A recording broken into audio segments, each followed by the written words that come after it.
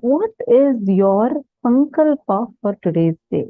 What exactly are you looking forward to achieve today? What is your goal that you have for your health? How healthy do you want to be? What are the goals that each of you have? Can you take a few minutes and type it down for yourself?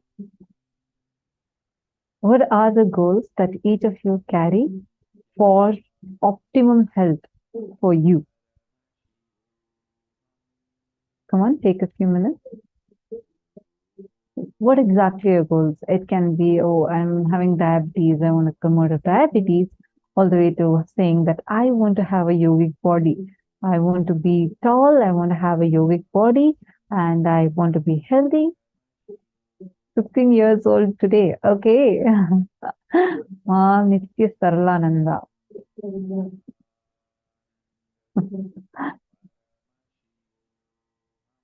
Yes, you're waiting for me, Nithyananda.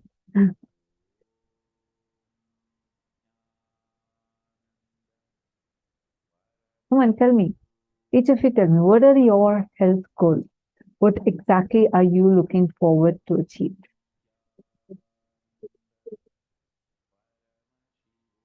Forever 38. What's this? Venusian. Why do you want to be forever 38? You can actually anti-age and become 16. You should be forever 16. That is radiating, like Swami said, right? 16, not the 16 which innately has the quality of becoming 17, but the 16 which forever would radiate all the qualities of being 16. So you should have that. Okay, free from chronic pain and strong yogic body, forever 16 years old. Okay. See, when we say the word 16, what are the qualities that you think should come along with it?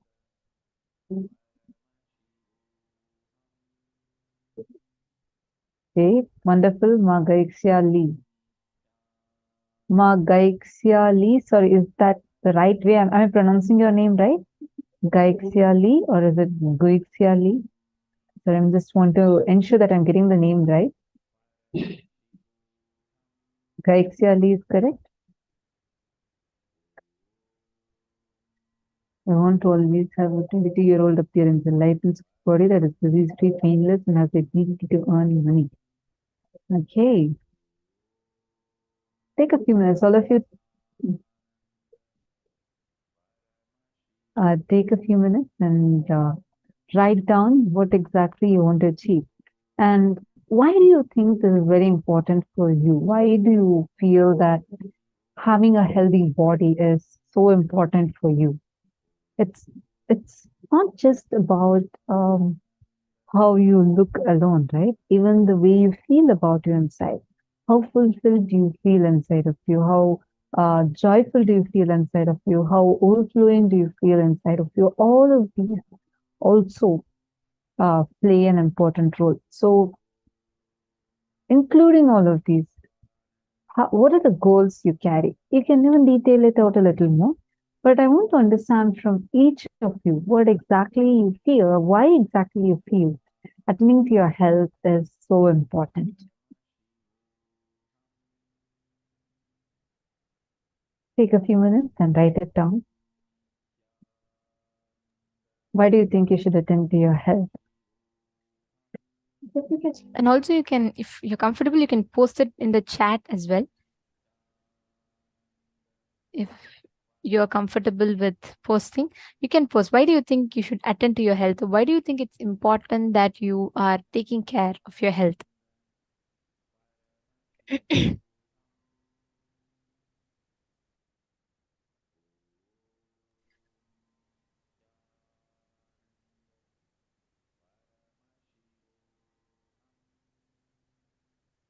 See, you all should know something.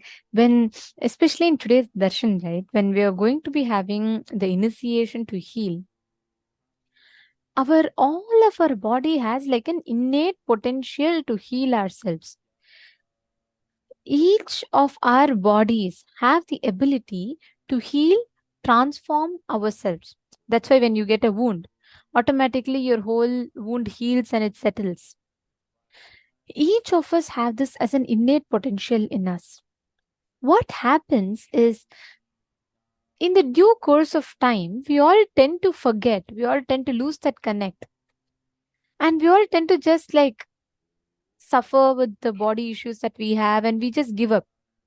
That is why Swamiji, when Swamiji heals us, right, he awakens us to our own highest potential of being able to heal our body, the innate ability of our body to heal itself. And that is why this initiation today is going to be healing you from all the problems, because Swamiji literally awakens your ability to heal yourself. Every one of us that are here for experiencing the awakening of Kundalini, the innate energy in us, which will lead us to heal the energy, heal all the gaps in our system. We're going to be doing a very short, a very, very beautiful and powerful Kriya now. And I request every one of you to get ready. Let's start our day with a very powerful Kriya. The first step, each of you are going to sit straight. You're going to inhale through the left nostril, exhale through the right, then inhale through the right nostril and exhale through the left. It's a simple Anuloma Viloma.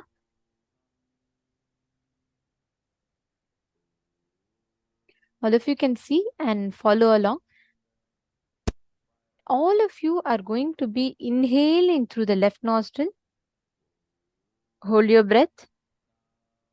Exhale through the right nostril. Then inhale through your right nostril. Hold your breath and exhale through your left nostril. It's a simple step. Let's do this 11 times. Please start.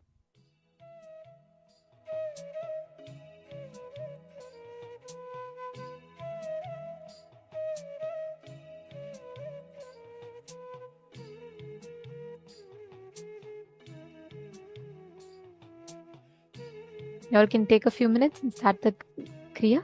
Inhale through your left nostril. Hold your breath. Please sit straight. Do not hunch and sit. When you are sitting for Kriya especially, always sit straight.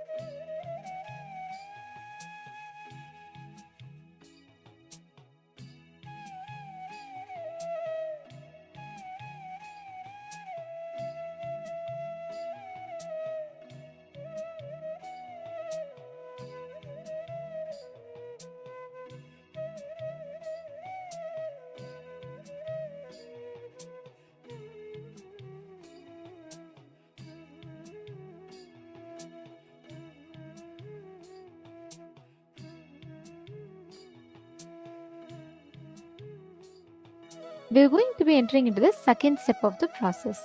The second step of the process is Bhastrika. Means you pull your lower abdomen in and up and you will exhale. So you're going to be forcefully breathing out. You will be exhaling forcefully. Do this 21 times. Just all you need to focus. You can put your hands on your stomach and breathe in. Inhale and you're going to exhale. So automatically just focus on exhaling, nothing else. Automatically the rest of the process will follow.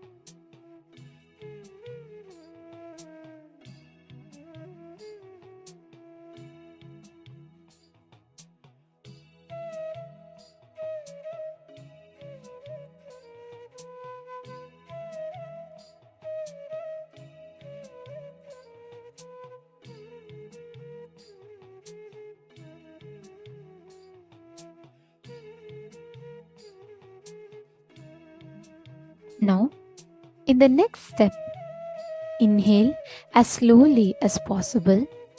Hold the lungs full for as long as possible and exhale as slowly as possible. Hold the lungs empty for as long as possible. This is one cycle.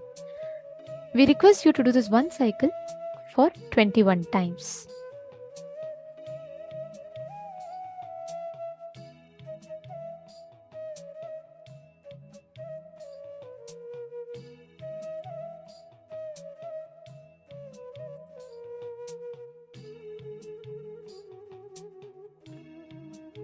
Please do this step.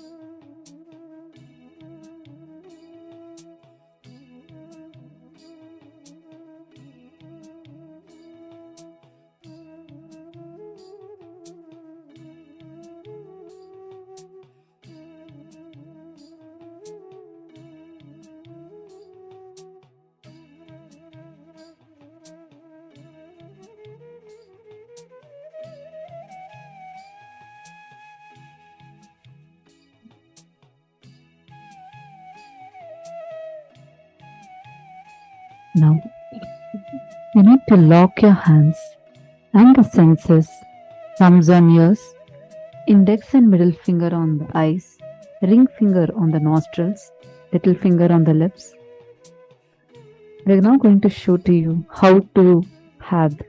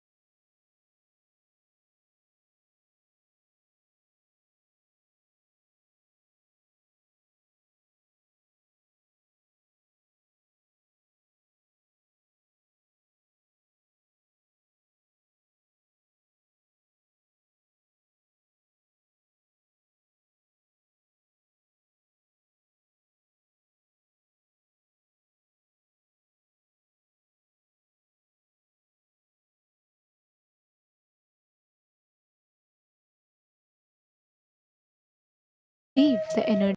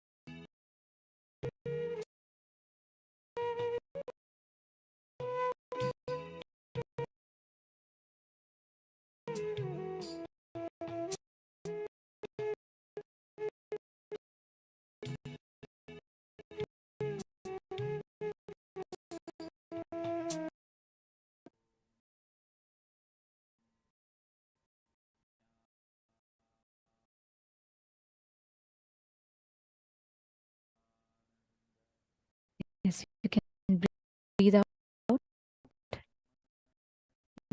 breathe in and breathe out, really inside of you, and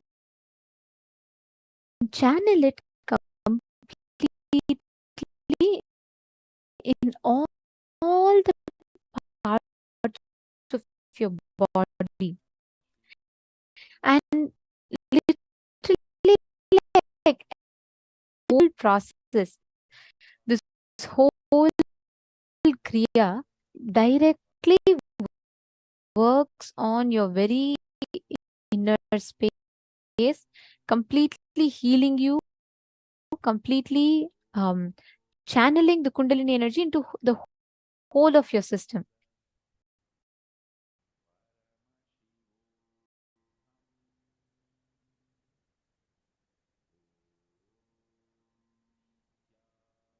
Beautiful. Okay. Now we're all entering into the power of body scanning today. That's that all of us are going to manifest. Let's all enter into the manifestation.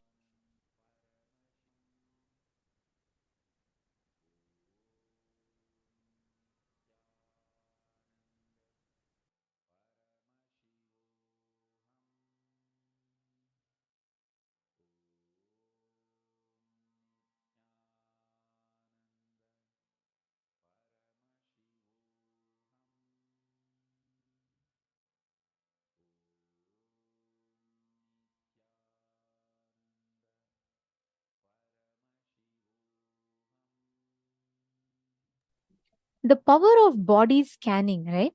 See, when all of us are able to, when we all connect, when we all manifest the powers of third eye, one of the main things, the first key things of manifesting this power of third eye is you being able to scan your own body. Like how all of you have your eyes open, you all can see the world around you, correct?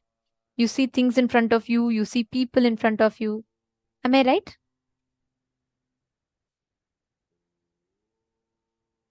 Now, with this power, with your eyes closed, you can see the exact same thing that you can see with your eyes opened.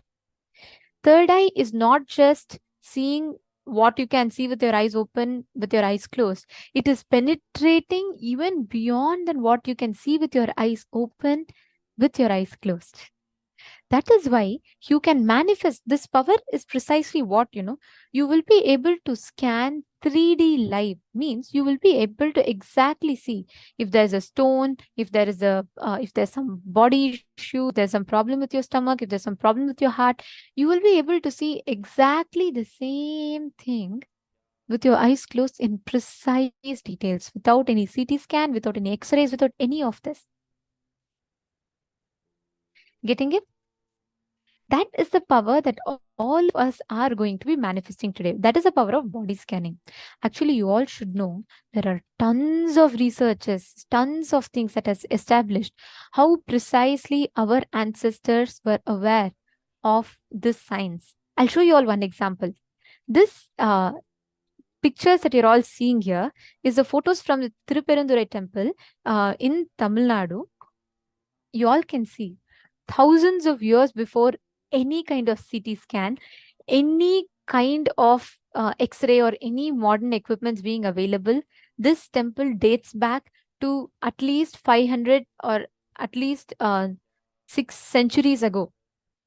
Understand, this temple precisely describes the process of how a child is born, the formation of fetus, how the fetus evolves into a baby, and how the baby is born, how the sperm enters into the egg. The whole process precisely is carved on the walls of this temple.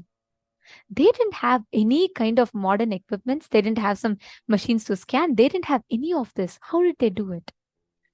They had the power of third eye. They could see precisely what is happening in another being. They could precisely see what is happening, and they were able to scan the details. They were able to tell all the details clearly to us. You all can see here in the picture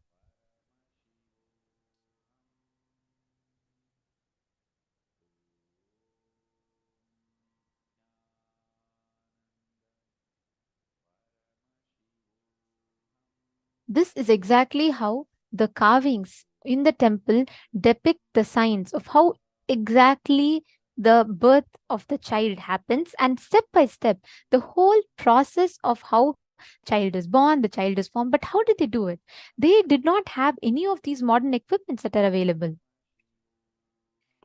This shows how advanced we were. This is just one example. Actually, I can give you tons of example. Field of dentistry, fields of architecture, fields of being able to, whether it is incubation, all of these, we were so advanced, much advanced than the modern science. Now, this is the exact power that we are going to be manifesting today.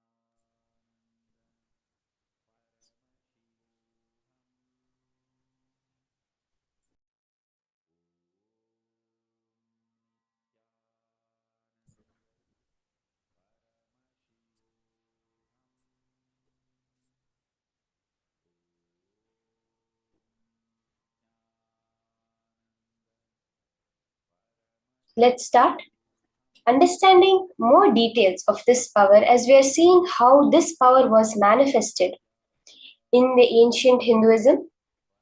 We'll see the Shastra Pramana, where Paramashiva himself has revealed about this science of body scanning.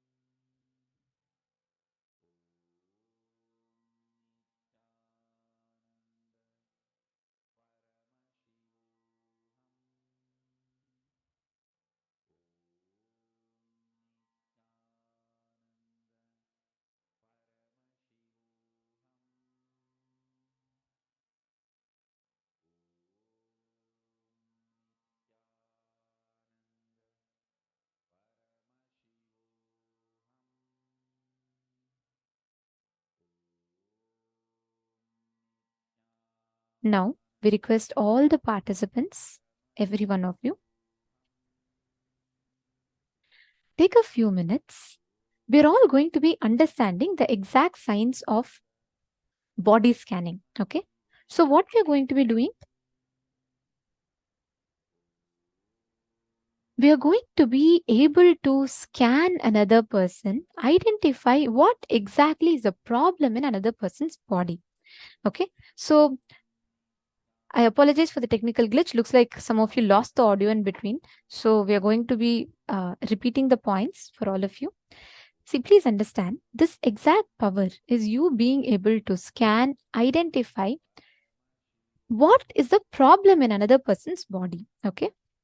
There's a very clear Shastra Pramana where Paramashiva gives his exact technique. He tells, Swadehe jagato vapir sukshma sukshma tarani cha tattvani yani nilayam dhyadvante vyajyate para.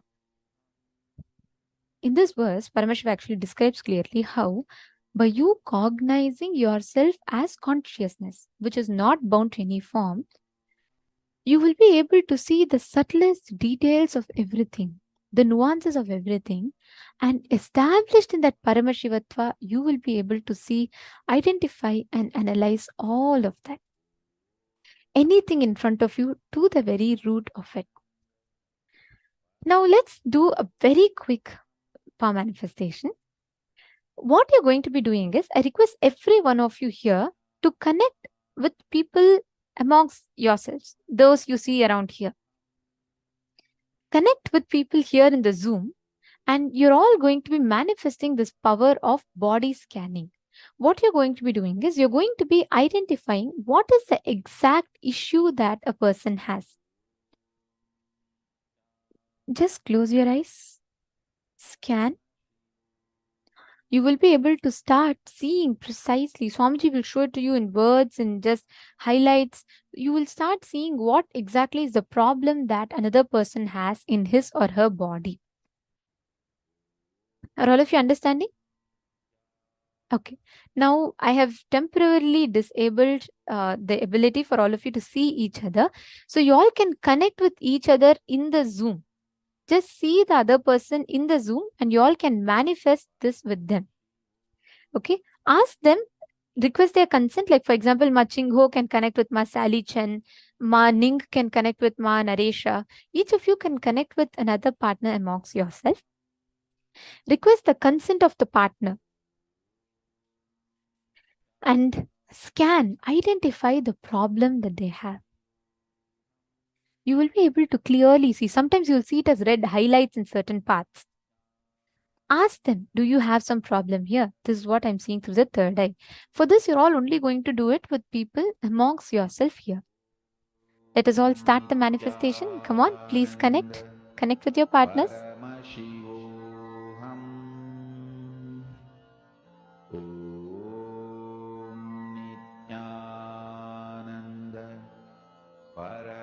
Even in the male body's room, you all will be able to see each other. Now just connect. Chant the Mahavakya.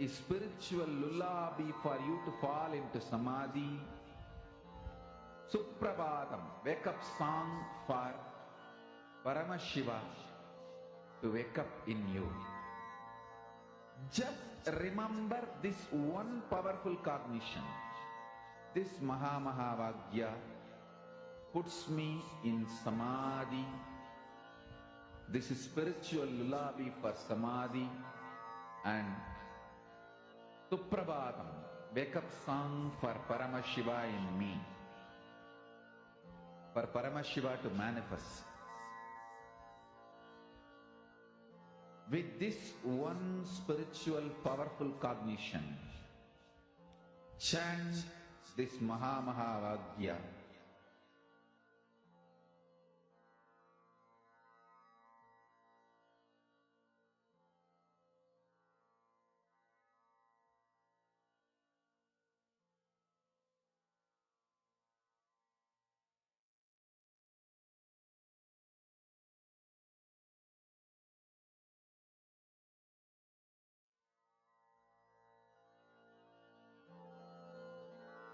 Mahavagya, spiritual lullaby for samadhi. And Suprabhatam, wake up call, wake up song for Paramashiva. For Paramashiva to manifest. With this one spiritual powerful cognition, chant this Mahavagya.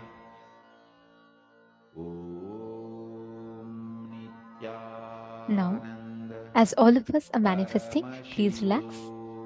Actually, this power, right? When you manifest this power, it gives you like so much of confidence with the experience that you have. So now from this same space, let us enter into the next session where we learn about what is health as per Ayurveda, the Arogya Spurana.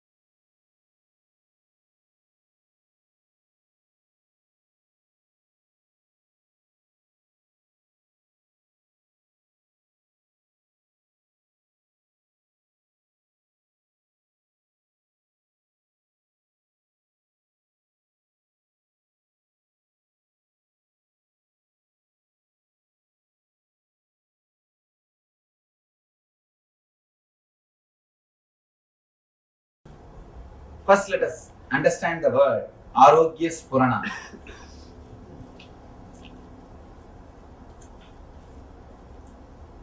Please understand, You may think you are a great seeker, but you are seeking only well-being inside your being, inside your space. Be very clear, you do not know anything else except a peaceful feeling or a blissful feeling. That's all. Whenever that happens, you say you had a spiritual experience. So whatever you think as God, meditation, religion, spirituality, everything is nothing but peaceful or blissful feeling inside your being. As and now, we are not ease with ourselves. Some reason, I can say social conditioning or torturing yourself. The initial level, society teaches you. After that, you yourself master the technique and torture yourself. This goes on till you completely destroy the body and mind. We continuously abuse the system. You have security alarm system for your house. You protect your house so much, in which hardly you spend 12 hours. Maximum in this country, you spend only 12 hours in the house. Even if you don't have work, somewhere you move around. Hardly 12 hours only people spend average in their house. For that, you have so much of protection mechanism, alarm system, and so much of cleaning and everything. But you reside in the body 24 hours continuously, but you don't have any alarm system. The only alarm system is pain. Pain is the only alarm system. But the problem is, when alarm system goes on, you work only to switch off the alarm. You don't enter into the house and see where the thief is. Why the alarm is ringing? We never go and find the root or the reason why the alarm is ringing, why the pain is happening. All we try is put some painkiller and stop the pain. It's like you just switch off the alarm. That is not going to solve the problem. If you just switch off the alarm and next day when you go, nothing will be there. Please understand, we don't have any alarm system except pain. But whenever it comes, first thing we resist the pain. We do not understand the message delivered to us through pain. Whenever pain happens to you, there is a message for you. It is just an alarm. Look into the message. What exactly the pain is trying to convey? What exactly the pain wants to tell me? What exactly I need to learn from the pain? Same way, continuously our body is giving so many messages for us. According to Ayurveda, not only according to Ayurveda, according to the truth, human body is the most sophisticated, intelligent system in the whole planet Earth. If you see 2-3 things, first thing, converting blood into blood, which every day your body does. Please take few minutes and in your notebook, write a list of pains, uneasiness or diseases which you are having. Pains. Please understand. 3 level.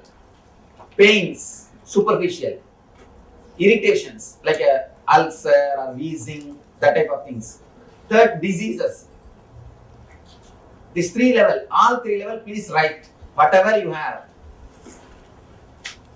Even if you suspect the little slight symptoms you are having, please write it down. If you already attended some of our programs or if you already know me, you may be knowing. Whenever I make any statement, I take responsibility for that statement. Now I tell you, even though it feels too good to be true, I tell you, whatever you have written will disappear. You may think, what are you talking, Swamiji?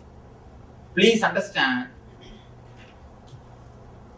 whatever you think as disease, whatever you names you may give, pain, disease, irritations, uneasiness, everything has got only 2-3 roots.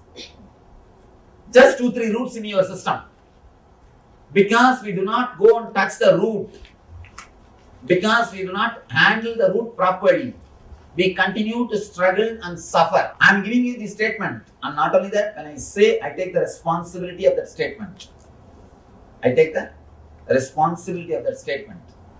All I request is, just try to put your best or your maximum energy into this meditation, maximum effort into this meditation, and just few tips which I am giving, try to imbibe in your life, nothing else. First thing, we are going to work on our body to remove the unnecessary toxins. I have to use the word toxins because I don't know any other word. In Sanskrit we call them dosha. In English I don't know any other equivalent word. Basically the dosha is because of the imbalance of vata, pitta and kapha. These 3 energies. Alright, I'll just give the meaning. Please understand the concept.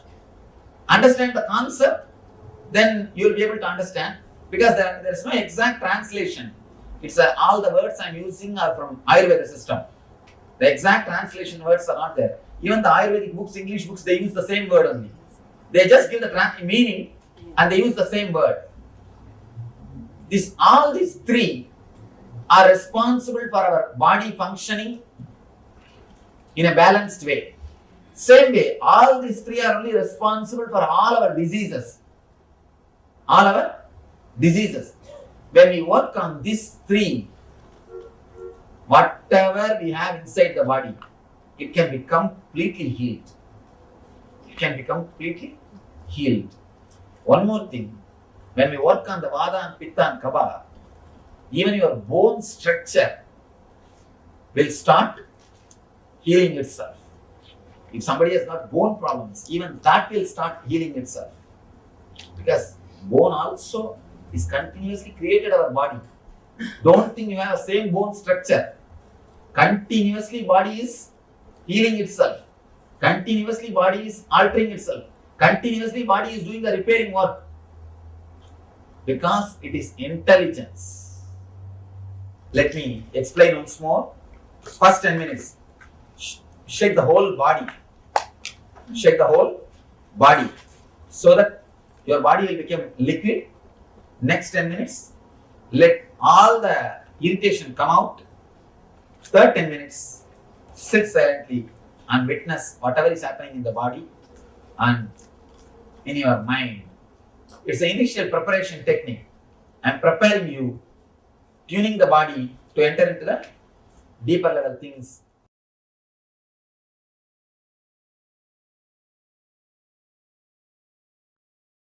Understand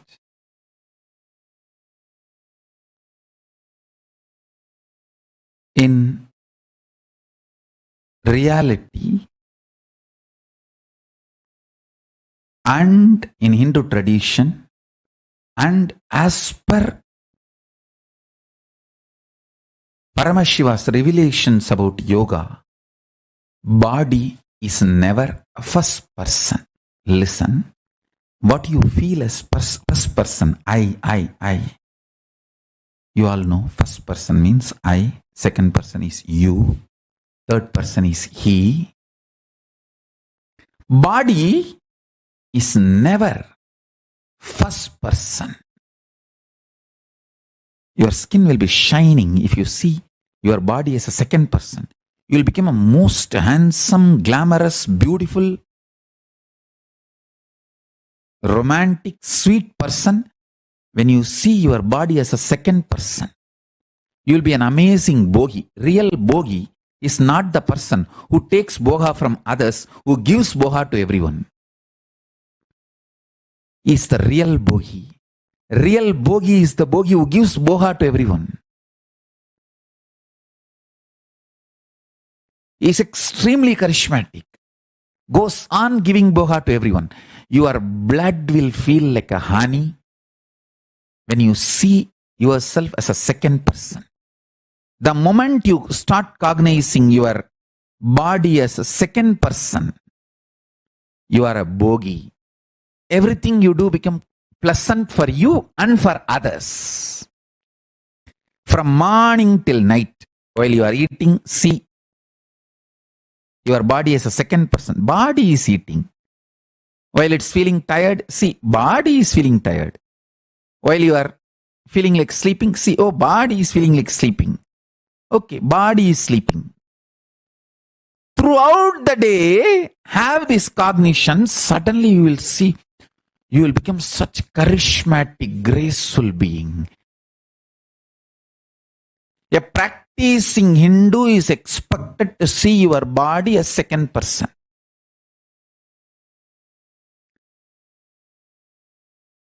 Practicing yogi should cognize body as third person, not even second person. If you start cognizing your body as the third person, you will manifest all kinds of possibilities. Extraordinary yogic fiats. You will not have fear in the muscles. Fear in the muscles is called pain in modern medicinal terms. Understand? Bhaya in the muscle memory is pain as per modern medicinal system.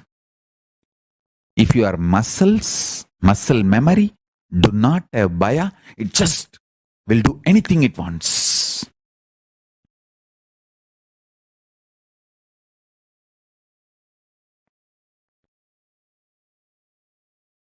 It will not have something called pain forever. Pain is bhaya in muscle memory. There is nothing concrete about pain other than the level of fear you carry in your muscle memory.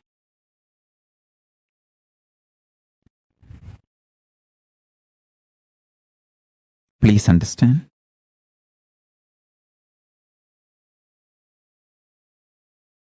And realize this fundamental truth. The more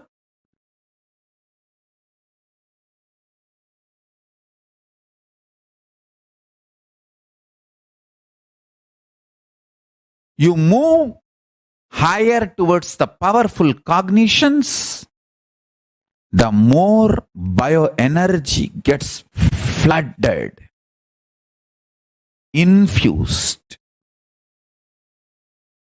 into your body. All kinds of extreme yogic fiats starts manifesting in you. Yogic possibilities starts manifesting in you when you treat your body as third person. All that the archery powers Arjuna expresses.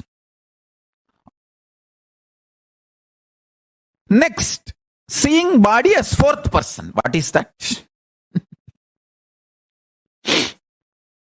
Listen.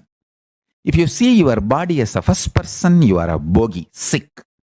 If you see your body as a second person, you are bohi. If you see your body as a first person, you are rogi, sick. If you see your body as a second person, you are bogi, person who enjoys and gives pleasure. Very pleasant person, always pleasant, giving pleasantness to all. If you see yourself as the third person, if you see your body as the third person, you will be yogi, manifesting all the yogic fiats, yogic possibilities. If you see your body as the fourth person, what is fourth person? Means cognizing all bodies are your bodies. You can spontaneously, simultaneously operate all bodies through your will or free from the will while you are operating the body you are holding. Just like the body you are holding, how you can operate simultaneously, spontaneously, you can operate all the bodies all the time. That is what I call incarnation. Understand? If you see your body, if you cognize your body as the fourth person, you are an incarnation. The Meenakshi Sundareshwara's body is an incarnation body. They were seeing their bodies as fourth person. Then you manifest all powers. Whoever manifests powers for those few seconds, when you manifest powers, you are in the state, you see your body, you cognize your body as fourth person. Understand?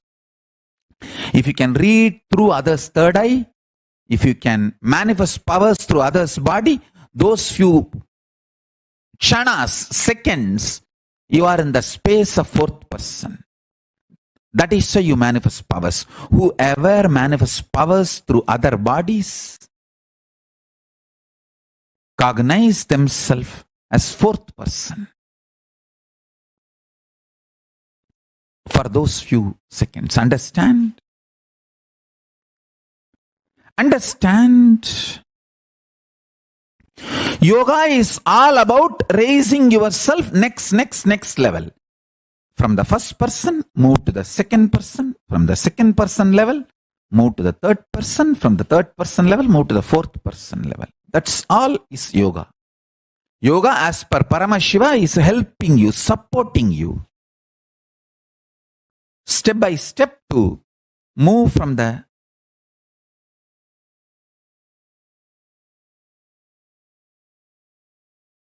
level of seeing your body as the first person to the seeing your body as second person, and seeing your body as third person, and seeing your body as fourth person.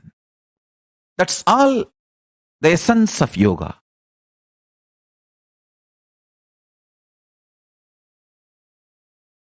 Now, I'll make you understand experientially not only your patterns, the way you think about you. I have some more references for you.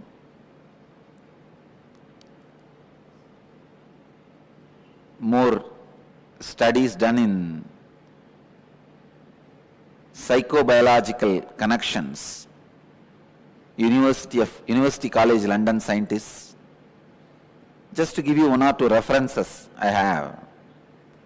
They say even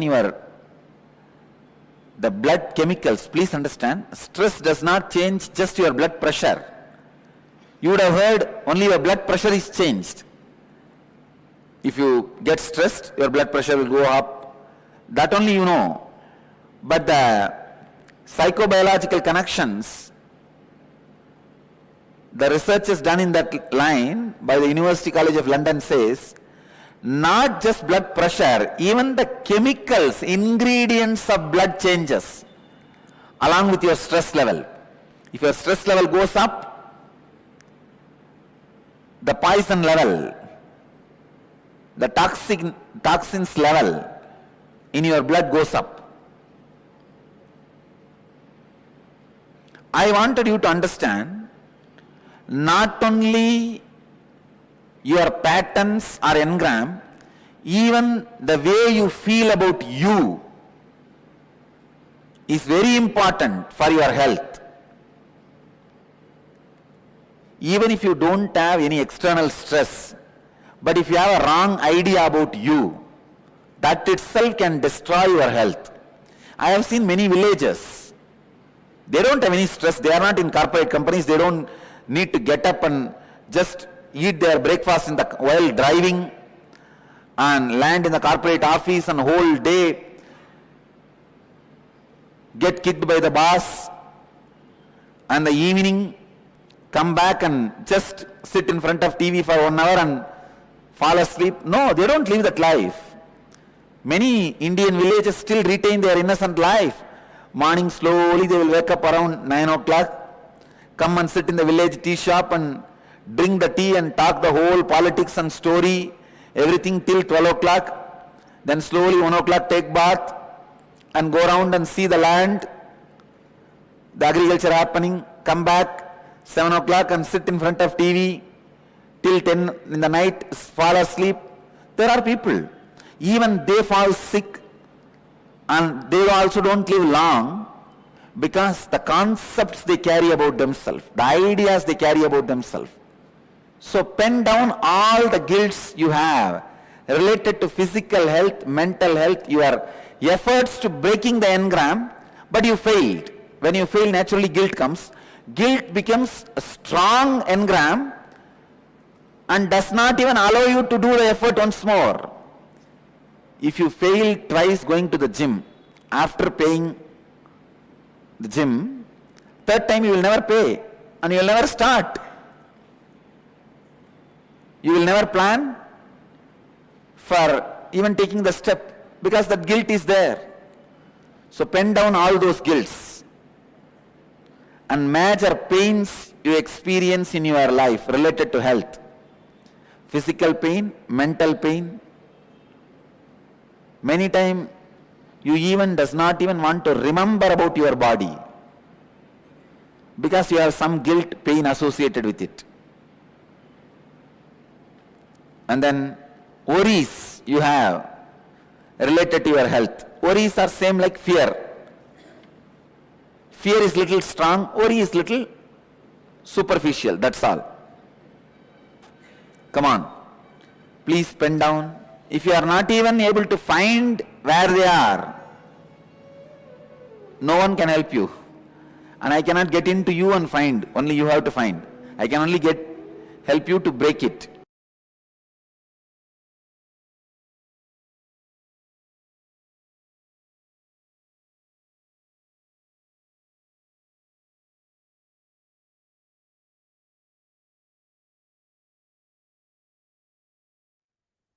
Arogya Spurana.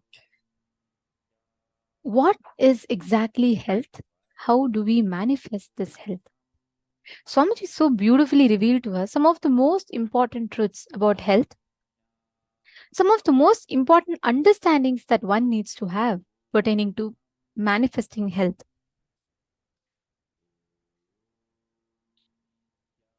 Swamiji said a very, very important statement. The definition of health is that if we are able to tolerate our boundary, we are healthy. Like the point that Swamiji mentioned from Taoism. When the shoe fits, the foot is forgotten. When the belt fits, the belly is forgotten. When the chain fits, the neck is forgotten.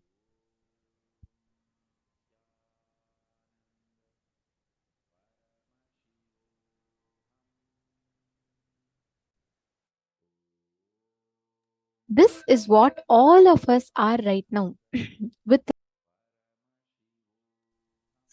our constant juggling that we have with our body is all about how we can see, how, just to let me manage to live. That's all. That is what all of us currently express, experience, or define as health for ourselves. Just let me tolerate, the boundary of we being healthy. Just, okay, if I just hit that right amount, just the borderline amount of carbs that I can eat per day, if my weight is just at the tip of not getting obese, or if my health is just at the tip of not having diabetes, I'm still fine with it. As long as I can manage, that is what we currently define as health. Look back into your lives. All of us, one way or the other, define health this way in our lives. And like how Swamiji was explaining to us. Sorry, are you all able to hear me now? Like how Swamiji was explaining to us, right? The health, listen carefully, what you feel about you, not just your lifestyle habits, not just how much of what food you're eating, are you exercising or not. It's not just these things, but in your core, how you're feeling about you. That core of you, the way you feel about you, directly impacts, influences, and affects your health. The kind of ideas that we carry, the beautiful experience of Swamiji, when Swamiji was traveling in Parivrajaka, where barefoot Swamiji walked across the length and breadth of India. Swamiji went to one village somewhere near Himalaya, and so Swamiji went and asked. Swamiji saw that village that everyone were very blissful, and Swamiji saw one young man there. He was going and he was plowing the field. Swamiji went up to him and asked, "Can you tell me where the senior most people are there in this village? And I just want to talk to them." So this man said, "Oh, you want to meet the senior most people? You can meet there in that side." Then Swamiji asked, like, "What is your age?" He said that I'm just in my youth still. I'm only 80 years old. And he said that, and then Swamiji was shocked. Swamiji is like, "You're 80 years old." And he said, "Yeah, I'm in my youth still. Why are you looking at me like as if I'm so old? Go and meet. There are people who are, I'm not yet 200 years old." He said, he shows someone and says, "Go and ask that person. That person is 136 years old." Swamiji goes and sees him. That person looks very young. And Swamiji asks him, like, Swamiji tries asking him about how come you are so young when you're already 136. And that man said, "What do you mean? I'm still in my fit age. I'm only 136. Human beings live simply for 200 years." Swamiji explains so beautifully how, because their fundamental cognition is that human beings exist for 200 years, they did not even age. Nowadays, we think already, just in previous generation, people will start feeling that I'm old when they become 60, 70, 80, 75, 70, 80, that period, they'll start feeling they're old. Nowadays, you cross 45, people start calling themselves, "Oh, I have become too old." Because that's the cognition we all start having. Understand, it's not because of the lifestyle alone. It's because of the cognitions we carry. And there's another beautiful experience of Swamiji, where like Swamiji had actually shares this in Bhagavad Gita book. If any of you have not read Bhagavad Gita Decoded, the book of Swamiji, you should definitely check it out. It's one of the amazing books. Like this, that one book can transform your entire life. It's such an awesome book. So Swamiji was going towards Madhya Pradesh. In Madhya Pradesh is a state in India. So this was also during the Parivrajaka time. 9 years Swamiji did Parivrajaka, right? Like walking barefoot across the whole of India. So he goes to a village. It's a remote village in the state of near Madhya Pradesh. And there one group of tribal group used to live over there. An indigenous group that used to live over there. Nowadays, the science is almost lost. But we are talking about when Swamiji was doing Parivrajaka. So almost 20, 30 years before. 20 years, 35 years, almost 30 years before. So at that time, there's this one village where everyone, like Swamiji was staying there, under a tree in that village, and he used to only hear like giggling sounds and like happy sounds. Never he heard any kind of conflict, any kind of pain, crying, nothing, no sort of such thing was there.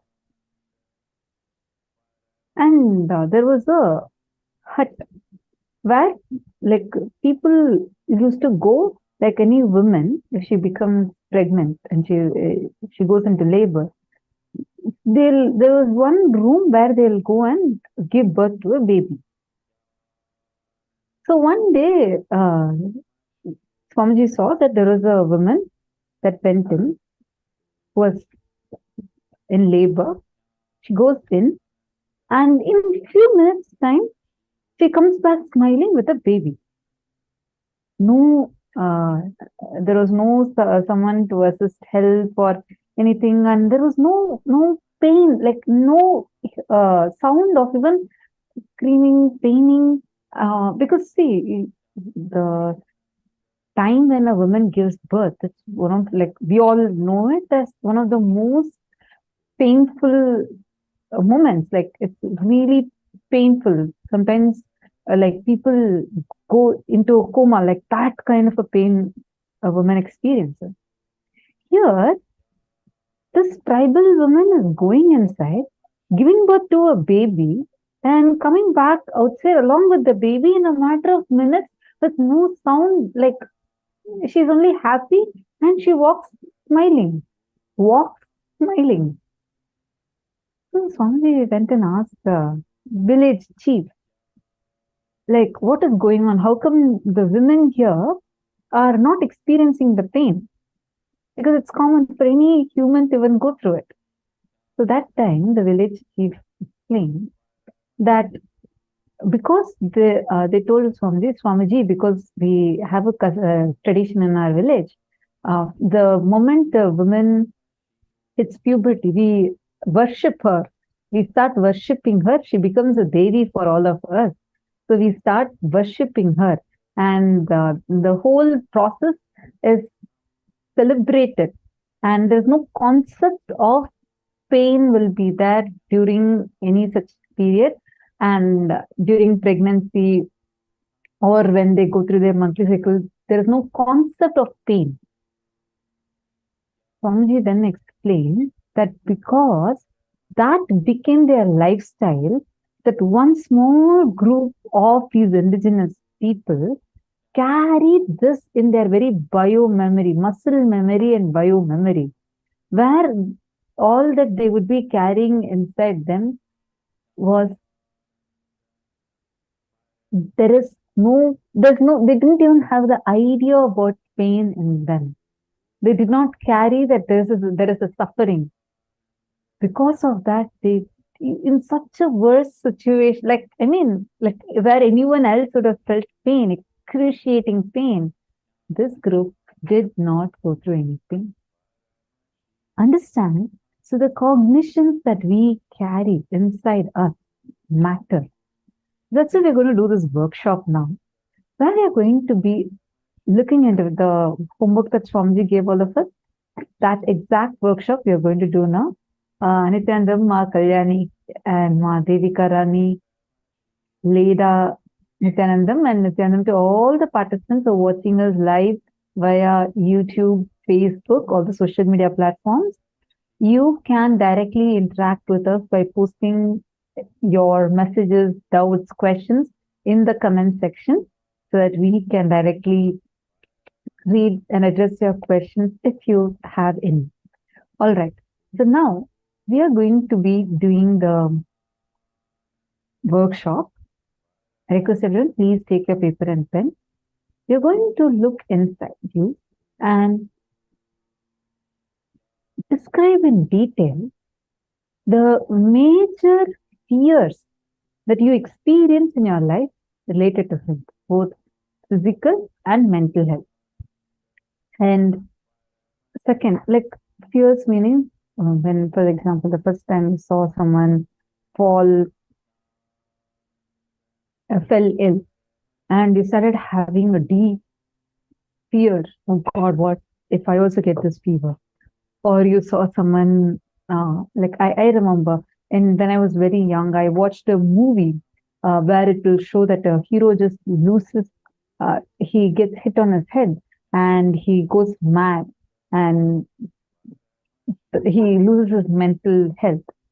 And I used to have such a deep fear that even if I hit my head on a door or something, I used to feel so scared that, oh God, what will happen if because of this I lose my mental health? What will happen? Like it will be a strong fear. Like this, any major fear, major guilt, major pain, and major worry. In these four categories related to your health, both physical and psychological. Take a few minutes, physical health and mental health. Take a few minutes and write this in detail. Please start now.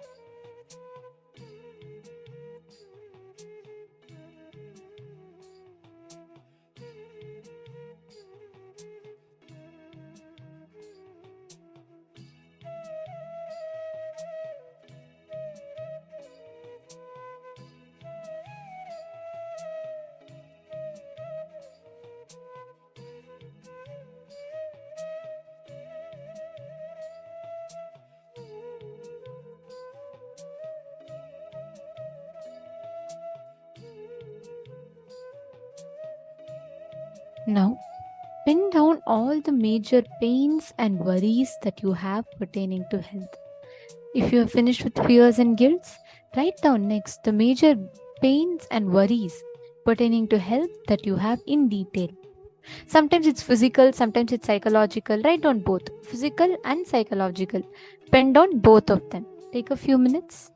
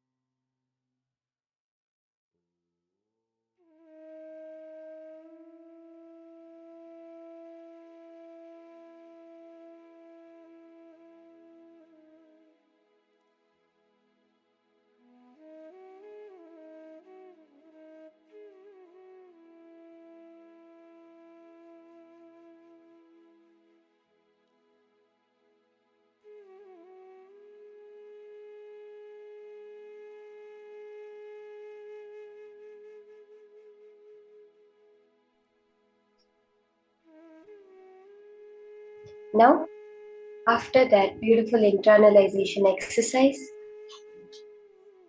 after understanding, looking in deep, understanding what our ideas about health have been up till now, diagnosing that, understanding that, completing with that. To complete with the Vata, Pitta and Kapha doshas, we are going to be now entering into a beautiful Kriya. The Arogya Spurana Kriya, the Kriya for health. To balance these Vata, Pitta and Kapha doshas, Swamiji says the Vata, Pitta and Kapha in us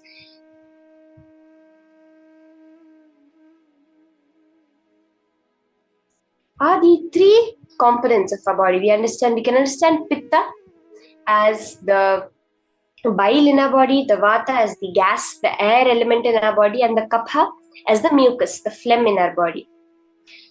The first thing we're going to do is work on our body to remove the unnecessary toxins. In Sanskrit, it's called doshas. These are only the toxins what we understand.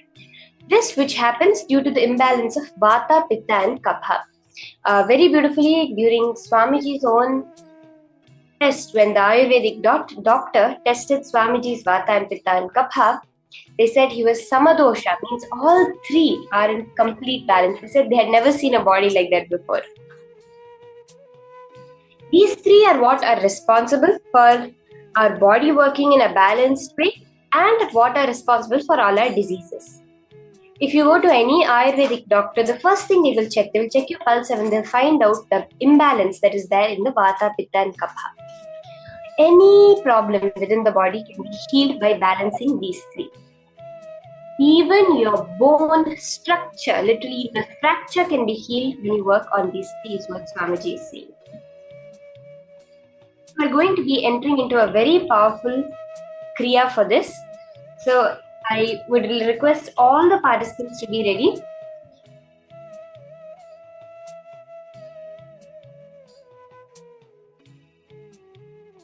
For this Kriya.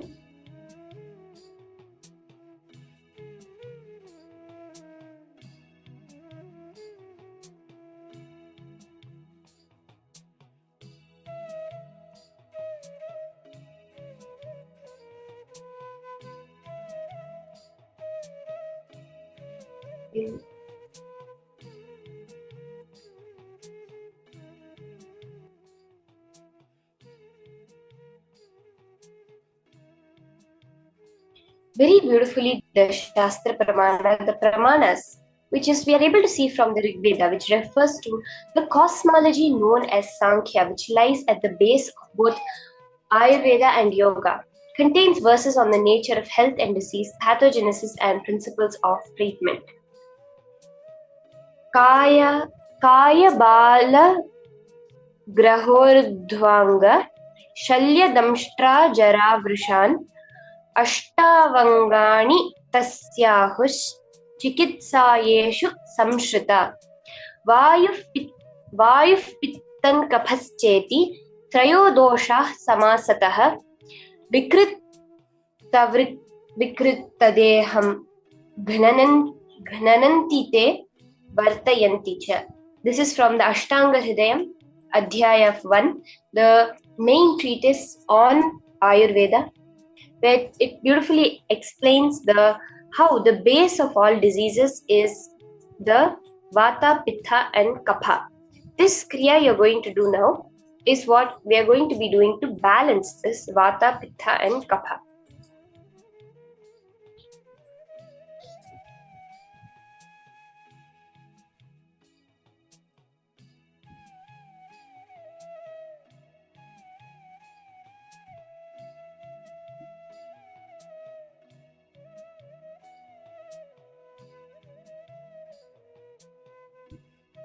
To balance this Vata, Pitta and Kapha, Swamiji has given us a very beautiful 3-step Kriya to work on the Vata, Pitta and Kapha.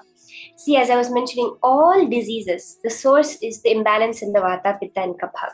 So for all of you who are here today to manifest your health, you can keep it make sure you're doing this Kriya very intensely, very sincerely. You're going to be balancing the Vata and Pitta and Kapha. Swamiji says your Pitta is directly related to your visualization, to your breath, the breath level of you. The Vata is directly related to your verbalization, to the length level. And Kapha is related to consciousness, the decision making, the will persistence, the depth level of you. That is why if Pitta becomes too much, your visualization will be imbalanced. If your Vata becomes too much, your verbalization will be imbalanced. And if your Kapha gets imbalanced, your consciousness also goes out of balance. These three are the direct cause of all diseases and all health in your body. So let's enter into the Kriya.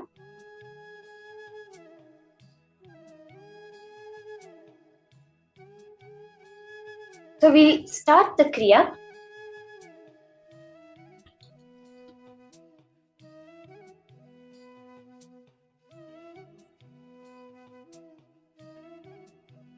The first step of this Kriya is you will be shaking your whole body.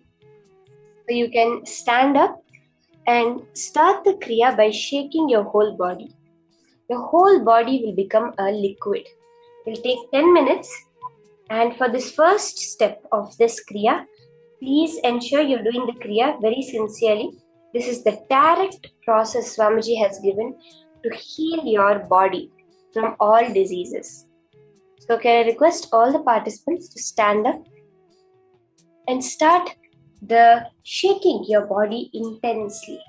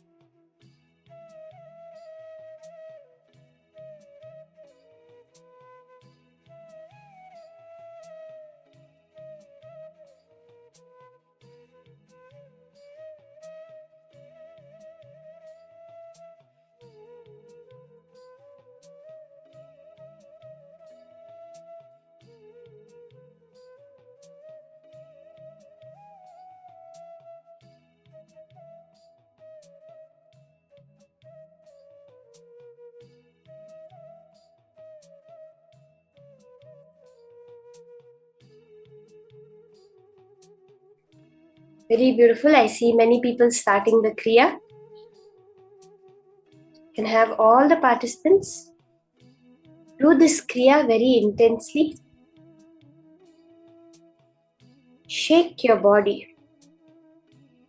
Literally let yourself become a liquid completely.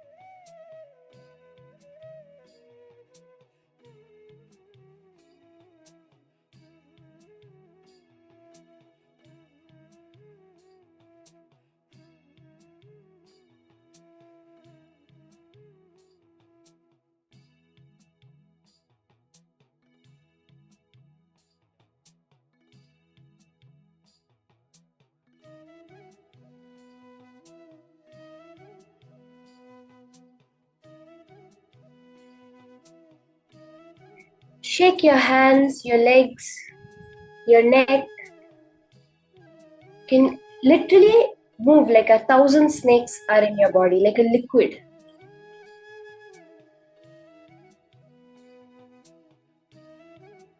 Completely leaving yourself loose.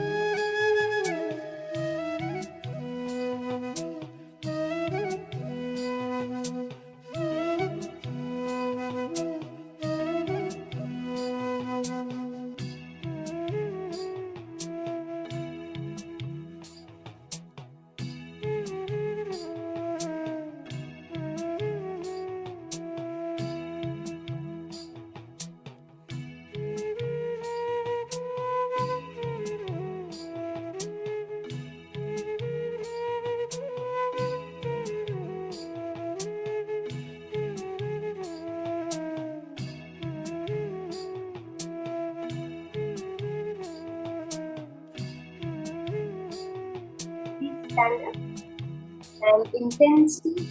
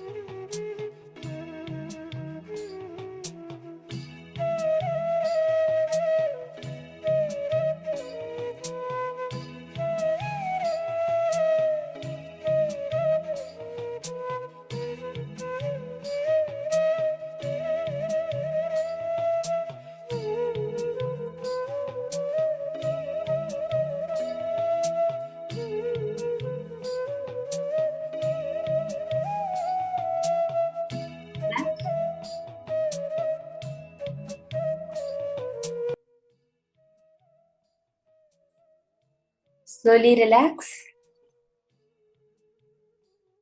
and stop shaking. Now, continue standing. Can I request all the participants? Continue standing. Let all your irritation come out. We just completed with the visualization. Now completing with the verbalization.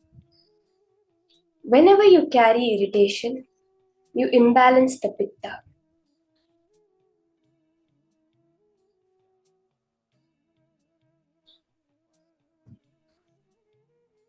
Throw out all the negativity which you are carrying. Empty the irritation. Let it come out in the form of shouting, crying, screaming. Whatever is arising in your inner space, let all the irritation, anger, negativity come out. This is the imbalance in the visualization, in the pitta. Just scream it. Cry, shout, any emotions arising. Completely express it. You can be rest assured the focus mode is on. Other than the acharyas, nobody can see you. So be completely free and express yourself completely. Shout, scream. Continue standing for this. Can continue standing for this round of the kriya.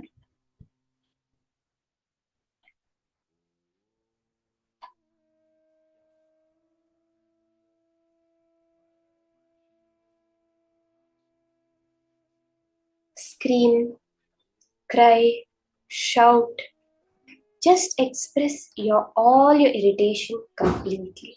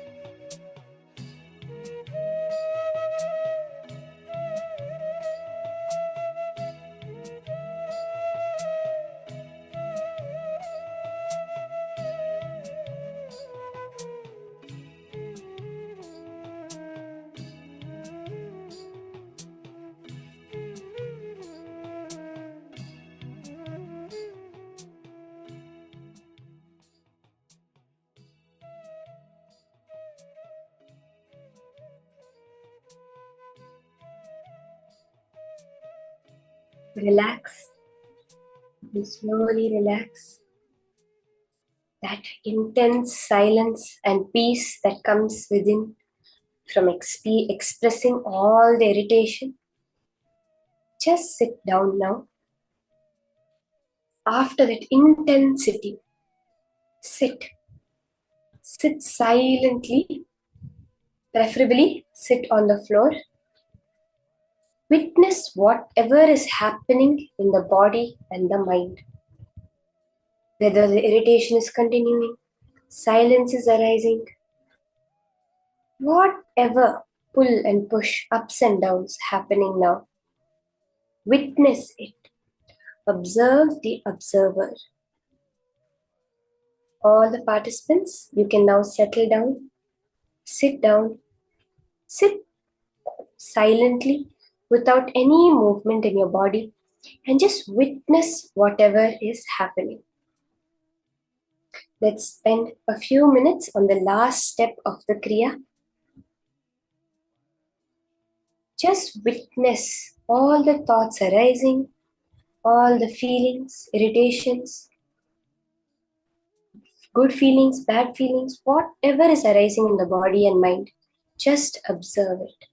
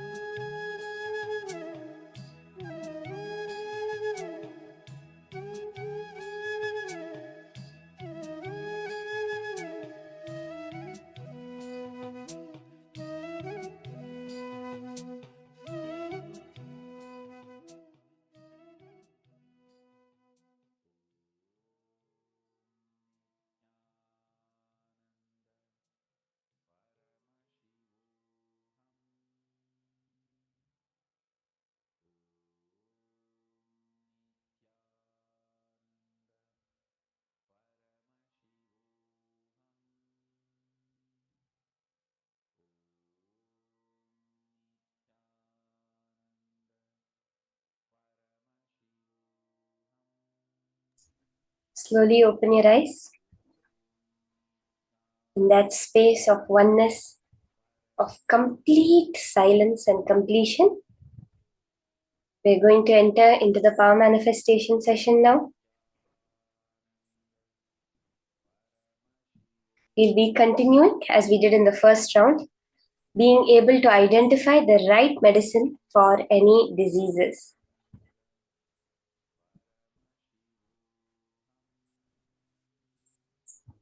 You can slowly open your eyes, settle down. The more and more we get our body to balance, then Paramashiva is able to manifest with us. Swamiji says, consciousness at its ultimate level as a power, it does not have any rules or limits that bind it. But when it manifests through the human body, the principles, it has its certain principles, its certain laws. Like how you have the laws of gravity, the laws of electromagnetic force, etc. The consciousness also, when it functions through the human body, functions through certain laws.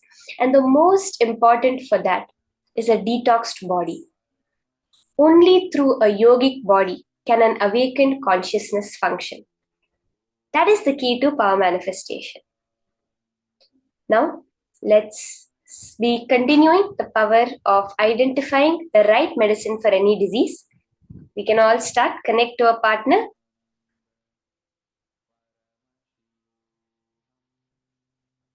Can I request all the participants, you can connect to a partner within the Zoom itself.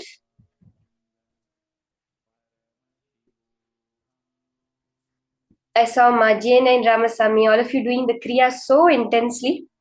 That intensity in the Kriya itself will manifest as powers now.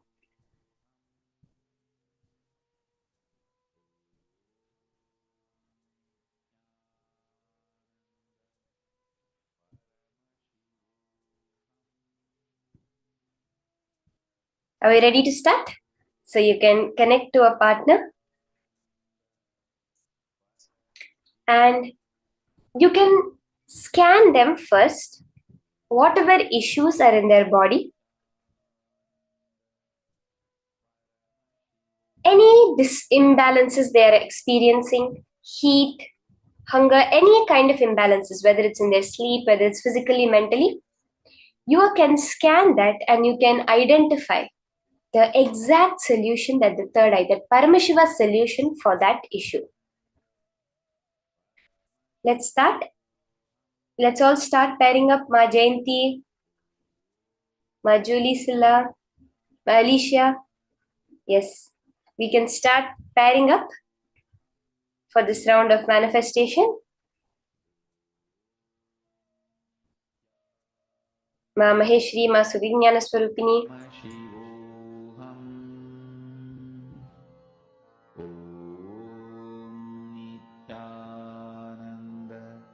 Scan first any issue they have, and as you're scanning, you can identify the cure for that disease also. So whatever issue, whatever imbalance is there in the body. Let's start. Just connect to Paramashiva. Remember, the source of your consciousness and Paramashiva's consciousness is exactly one and the same. There is no difference in. In quality, you are the same. Maybe in quantity, you may be different, but at the base quality, you and Paramashiva are one and the same. And Suprabhatam, wake up call, wake up song. As Paramashiva, that space of responsibility, of pure energy, you can share with your partner the solution to anything that is Samadhi. Suprabhatam, wake up song for Paramashiva to wake up in you. Just remember this one powerful cognition. This Mahavagya puts me in Samadhi. This is spiritual lullaby for Samadhi. And Suprabhatam, wake up song for Paramashiva in me.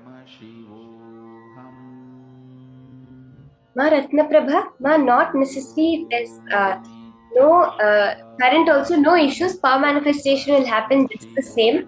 Actually, in Gurukul, whenever we used to do the power of the third eye, especially, we would like it more if it's darker because the third eye gets more active when you're not using the two eyes. You can have everyone do Ma Jiyana and Ramasamy, Anada Yoga Priya. You can also do the power manifestation. Connect to a partner and do the power manifestation.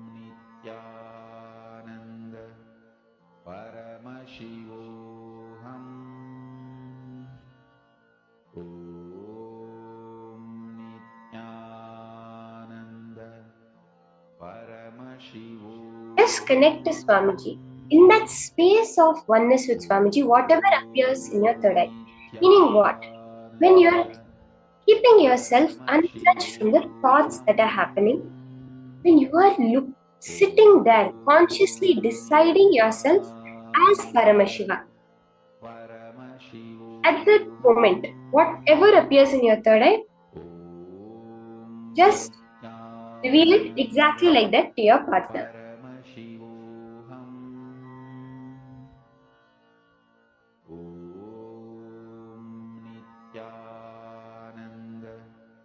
Paramashivoham.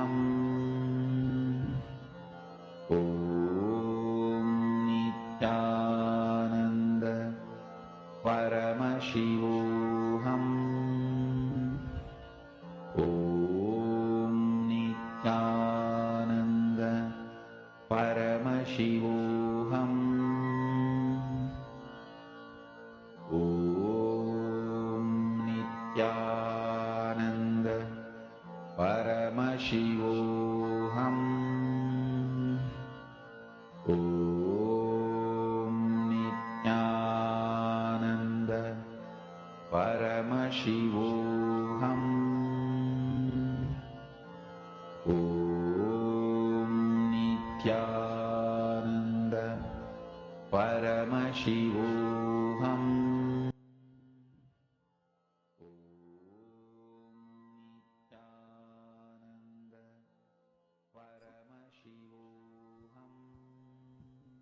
You can all relax, share whatever you are able to see with your partner.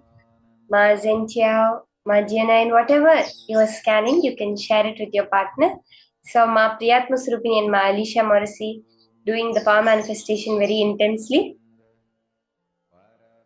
Let's all share with our partner whatever was appearing in our third eye during this scanning process.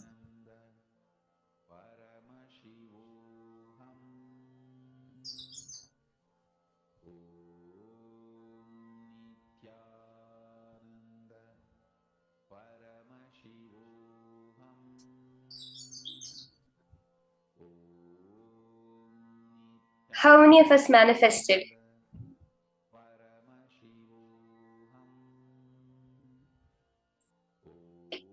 Ma Priyesha has asked a question. My food and lifestyle is disciplined, but I slip at times. In my cognition, I'm absolutely young as Paramashiva. Even if my lifestyle is inconsistent, will I remain intact in my youthfulness?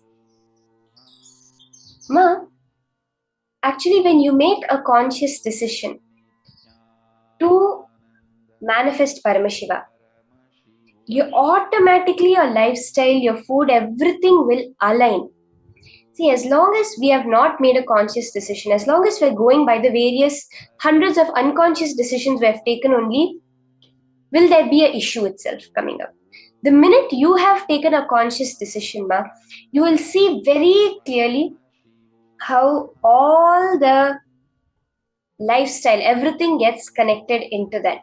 So I think you had asked this question sometime before, but I just wanted to answer this where when you make a conscious decision, that's all matters, because Swamiji says your conscious visualization, your conscious will is highly revered in the cosmos. For anything, whether it's health, wealth, anything, when you make a conscious decision, you say, I am Paramashiva. Whether or not I have experienced it, then Swamiji is telling me I am Paramashiva, he is right. From that confidence, when you take the conscious decision, then automatically everything just changes in your life. Everything will automatically align to that decision. Now we're going to be entering into a very beautiful session about Kayakalpa. Swamiji says Kayakalpa is the science which was given to Agastya. When with his power manifestation, he started reviving all the dead people. So then Paramashiva came to him and said, no, you don't do this. I will give you the science of how to live forever. And gave this Kayakalpa science to Agastya. This is the science of immortality. Okay? This Swamiji says the science of Kayakalpa is when you're able to play with the strong nuclear force in nature. Let's now listen to this from Swamiji himself.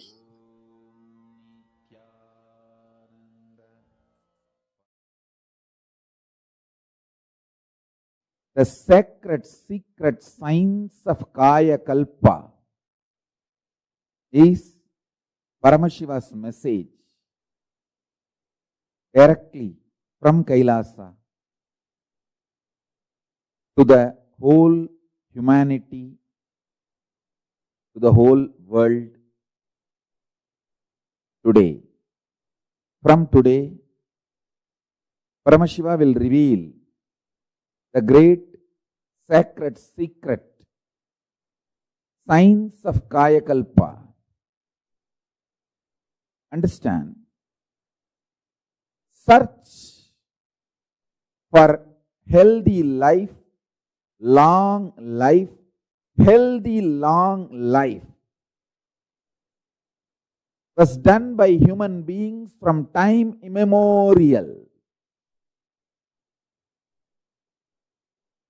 through their seeking, research, experiences, expertise, human beings have discovered many things to have long, healthy life in various civilizations. In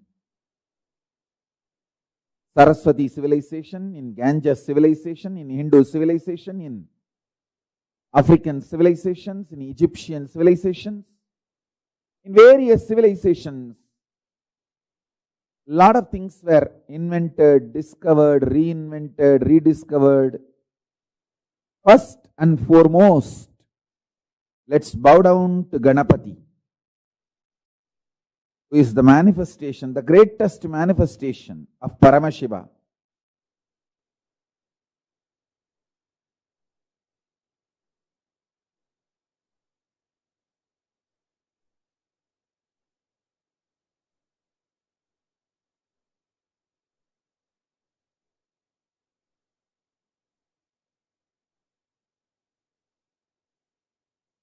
Listen.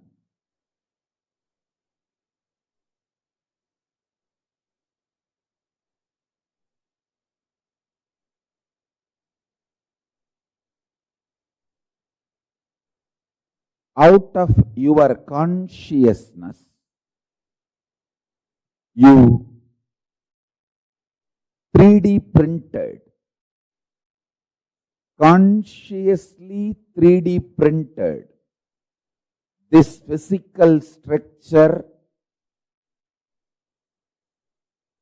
Annamaya Kosha, breathing structure, Pranamaya Kosha, mental structure, Manomaya Kosha, cognition structure, Vijnanamaya Kosha,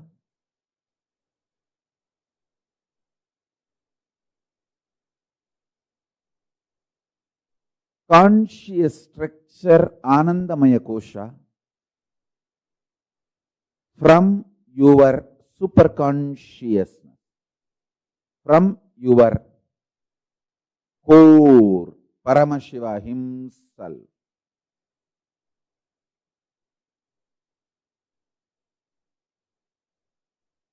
Understand? Because you printed, you have powers to reprint, alter, evolve, rejuvenate, rebuild any part or fully. First secret I want all of you to know. Continuously give love.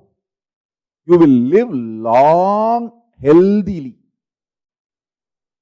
Listen to this first secret. Love everyone.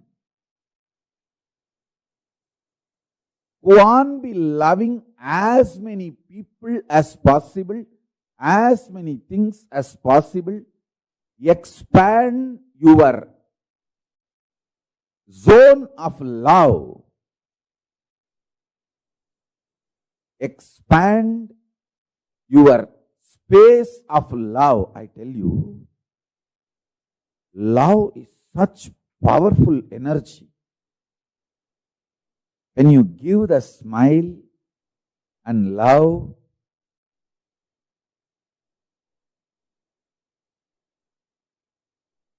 the way others respond to you, react to you, and the way you start feeling about yourself, and the way again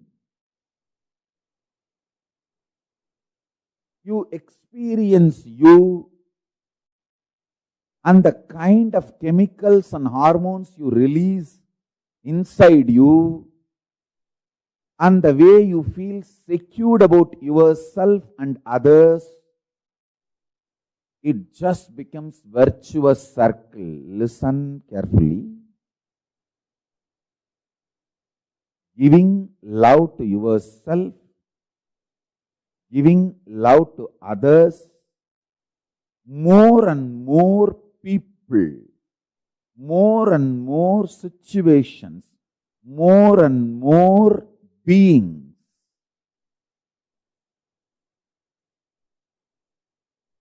Giving love,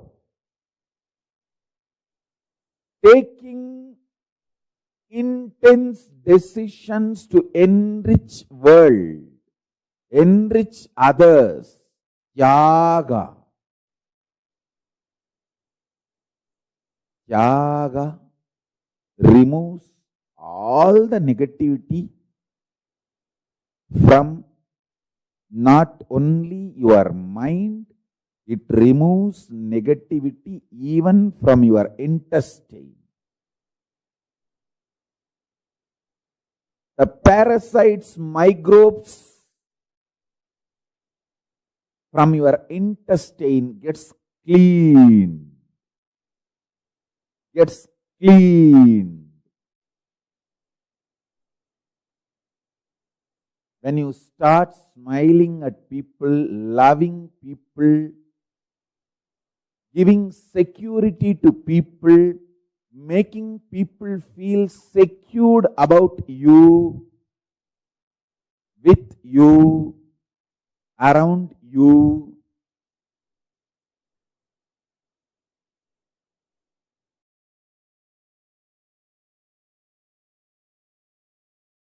this Kayakalpa Yoga is fundamentally the science of Jiva Samadhi, Swarupa Samādhi and Jiva Samadhi.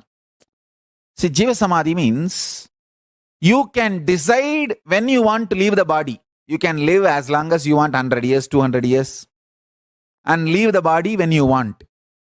And when you leave the body also, it will not be dead.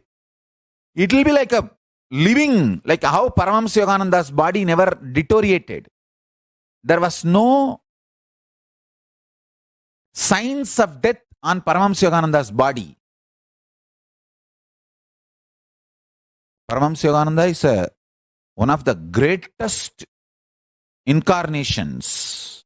This Kayakalpa Yoga. This science is to achieve the Jiva Samadhi. Means when you leave the body, the body will not be dead like a normal person. You will sit in Samadhi, you will stop using the body, but the body will be alive. Like that you can sit in Samadhi for 200-300 years also. In India, we have great Jiva Samadhis. My own gurus, Raghupati Yogi and Kuppammal and Isakki Swami, all three of them are Jiva Samadhis.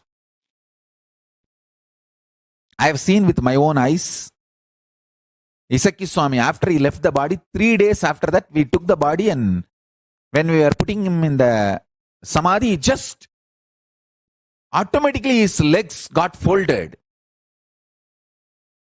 and got into Padmasana.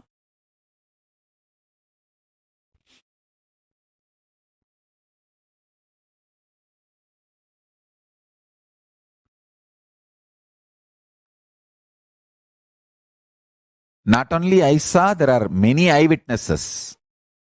Even now in Tiruvannamalai, they are there. All of them saw that. It happened in open place.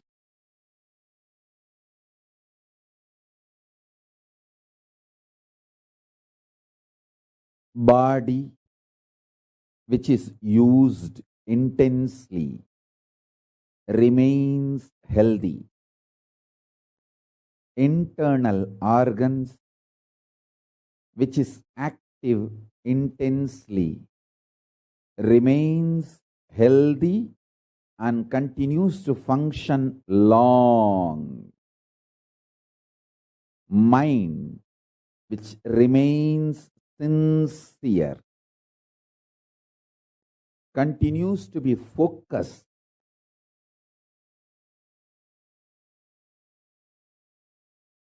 on the goal of life. Consciousness naturally, spontaneously simultaneously, listen to this word, spontaneously and simultaneously manifest through all these three layers: mind, internal organs, and body. All these three.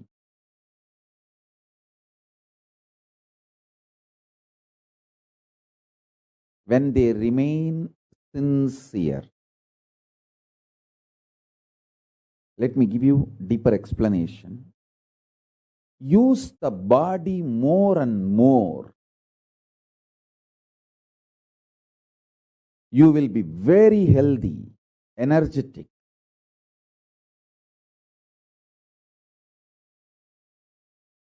Use the internal organs more and more. Every time when you fast, all the internal organs of your body starts working. Every time you fast for 24 hours, the whole system becomes alive, activated. That is why I insist at least 2 times do this to you every week. Understand? Be good to yourself at least 2 times a week. That's the best pampering you can do to you. Anyone who wants to live royal life, listen. Eating like a pig, whenever you can, whatever you get, is the cheapest way of treating yourself.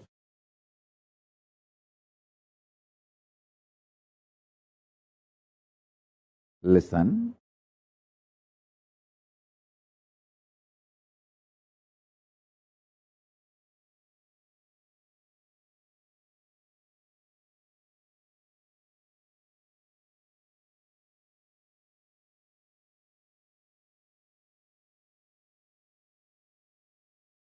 It's like treating yourself like garbage bag, garbage can, dustbin.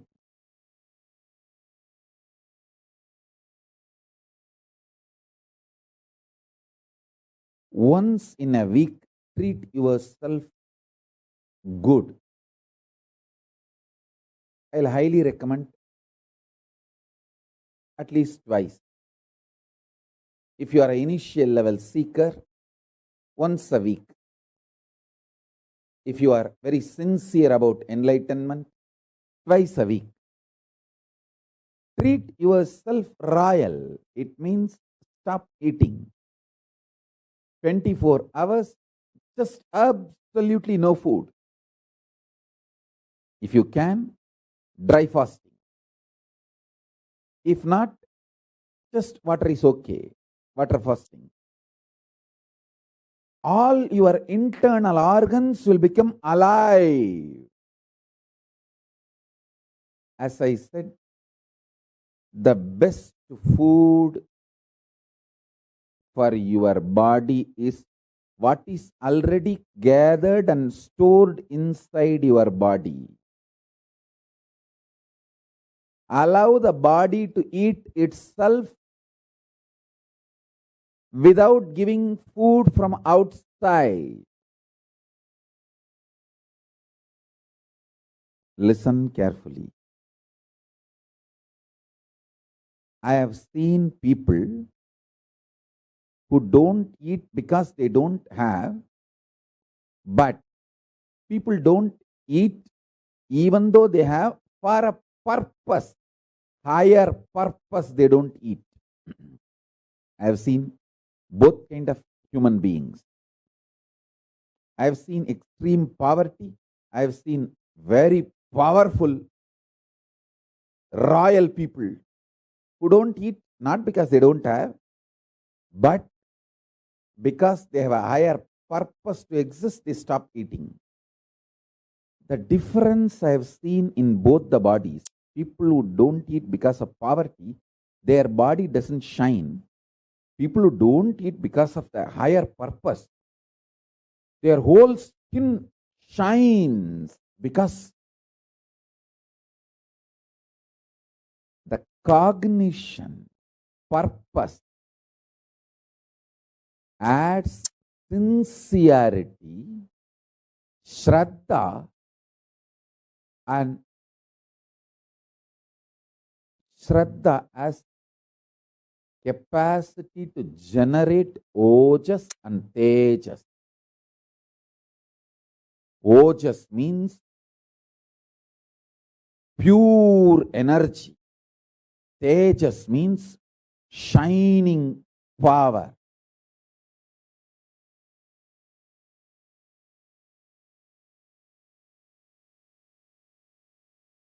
I am actually giving you the secret science of Kayakalpa. The food, when it is physical, your longevity and health reduces. When it becomes liquid, your longevity and health increases. When it becomes just pure prana, your longevity and health increases much more.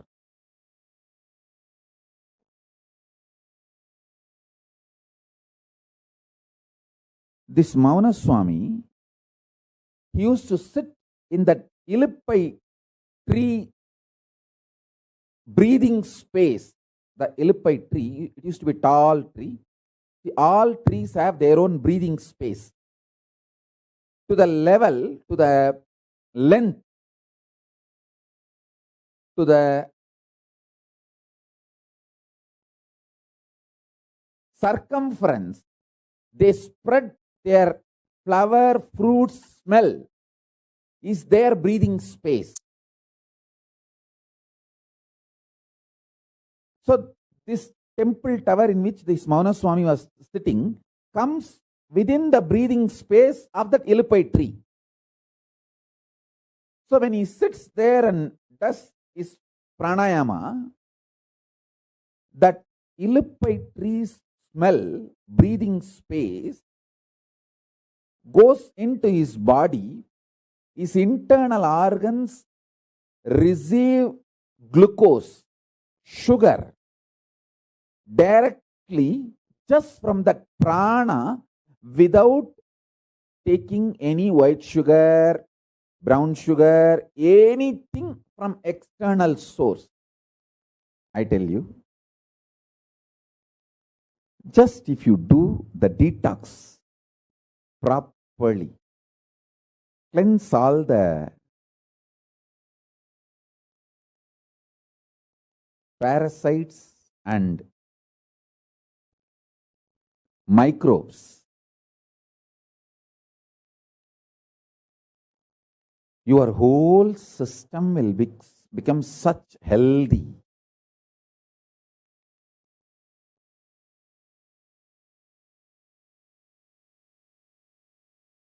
Arunagiri Yogeshwara has given me a very sacred secret about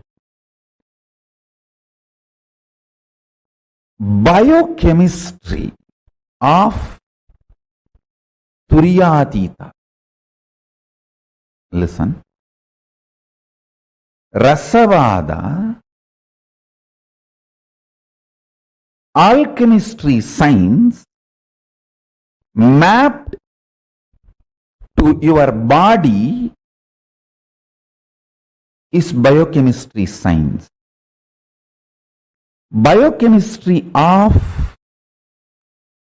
Paramashivatva. I'll repeat these words in Tamil because I heard it in Tamil from him. Kabam uyir kabadappa kolayarukka uyir kolayarum. It means the kaba energy, kava component of that vada pitta kapha doshas. In Ayurveda there are 3 doshas, vada pitta kapha. The kapha dosha It's an energy also, if you know how to use it. This kapha dosha will destroy the life energy. There's one more word he used, korai. Korai, that word has two meanings. One, mucus. Another one, coveredness. He said, the mucus in you will make your consciousness covered. When you become covered, you start thinking there are multiple people in your life and there are multiple people paying in your life, and you start continuously blaming others. Understand? Blaming others is the quality of the covered. Even if others are attacking you, if it is reality, even if it is fact, taking responsibility and solving the problem is courage. Whether others are attacking you is your imagination or fact or reality, taking responsibility for it and solving is the quality of courageous being. Blaming others, cognizing others, putting the responsibility on others is cowardness. In Tamil, there is one word, korai. That word has two meanings. One, mucus. Another one, cowardness. My guru told me, korai, uyir koraiyappa. Korai, uyir koraiyakkum. It means, I'll give you the gist of what he transmitted to me, what he blessed me. As the biochemistry of science of waking up to Turyatita. If you practice this science for 1 month, 2 paksha, we can make the samyama, Turyatita samyama. For 2 paksha, do this alchemy. Avoid all food related to kapha and mucus in your body.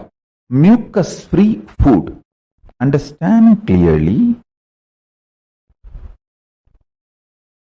All the coveredness of your willpower, see, your willpower experiences coveredness in 3 levels. 1, not feeling powerful to manifest what you want. 2, not thinking through, planning or acting. 3, strongly feeling your opposite powers, opponents, other than you are extremely powerful. It may be persons, situations, places. All of them are extremely powerful. They may overpower you.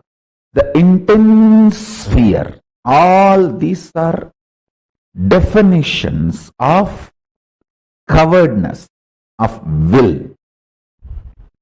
When your will collapses into cowardness, these are all the experiences you manifest. I tell you, too simple.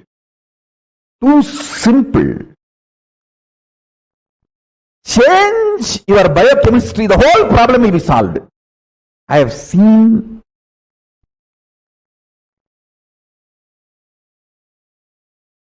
when I applied my Guru's words in my life, I have seen this in my life. Whenever my disciples obeyed me and used these methods and techniques, I have seen them going through amazing transformation. You can Make it like a Pauranami to Pauranami or Amavasya to Amavasya.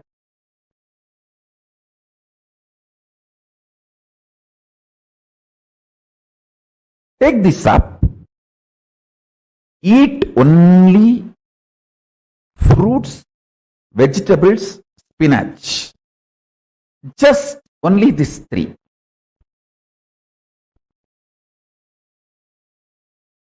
No grain, no animal products like a milk or honey, nothing else. Just these three. Fruits. All fruits okay. All vegetables okay. All spinach okay. 1 month, just this diet.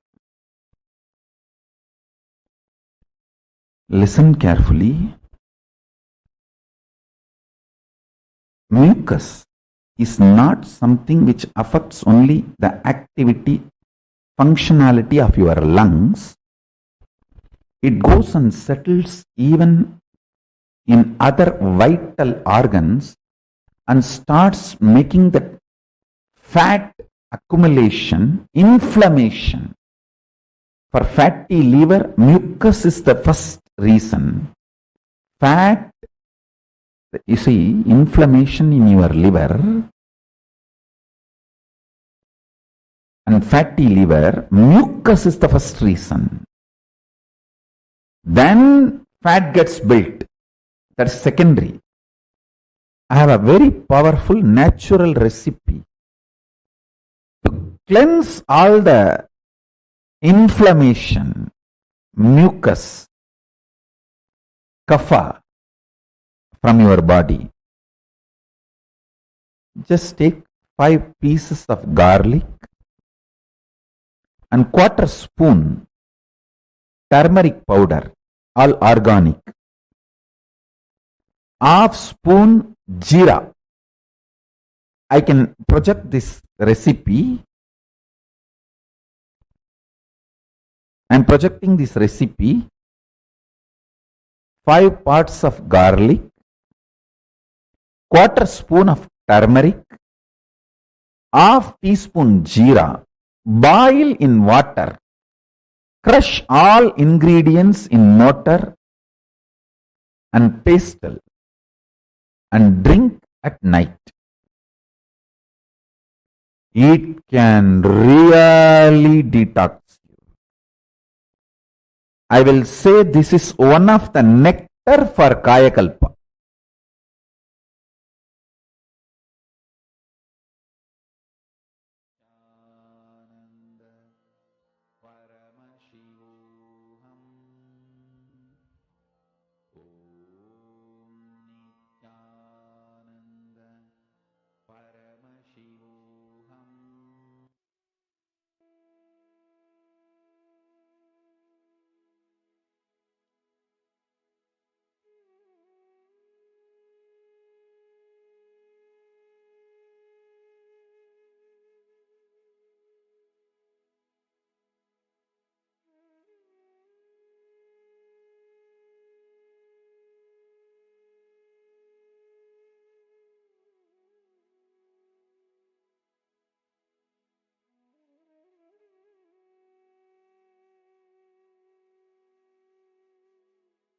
So beautifully Swamiji explained to all of us that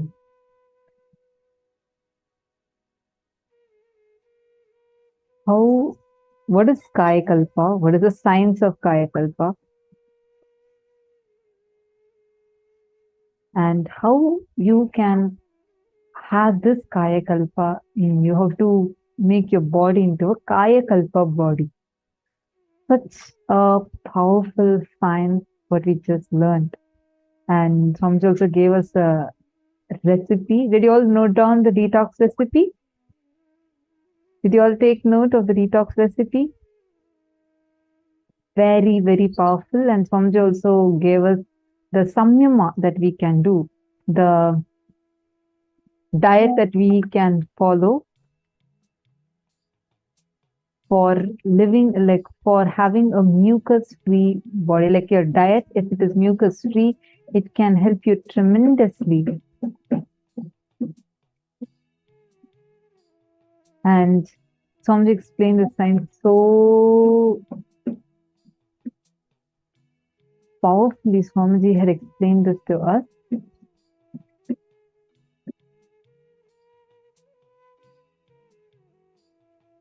See, out of your consciousness, from your super consciousness, from your core, Paramashiva himself is 3D printed, consciously 3D printed your physical structure, Annamaya Kosha, breathing structure, Pranamaya Kosha, mental structure, Manonmaya Kosha, cognition structure, Vijnanamaya Kosha, conscious structure, Anandamaya Kosha. Because you printed, you have the powers to reprint, alter, evolve, rejuvenate, build any part, or even fully rebuild yourself. Take a few minutes. I request all of you to type this one powerful cognition, and please post this one powerful cognition on Facebook now.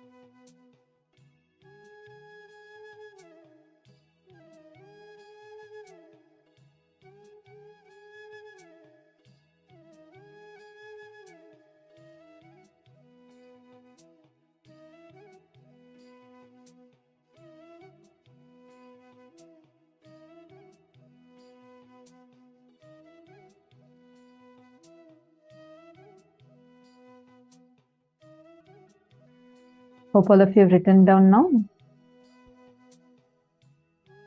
See, Kayakalpa Yoga, science to achieve Jiva Samadhi means you have the power to live as long as you want.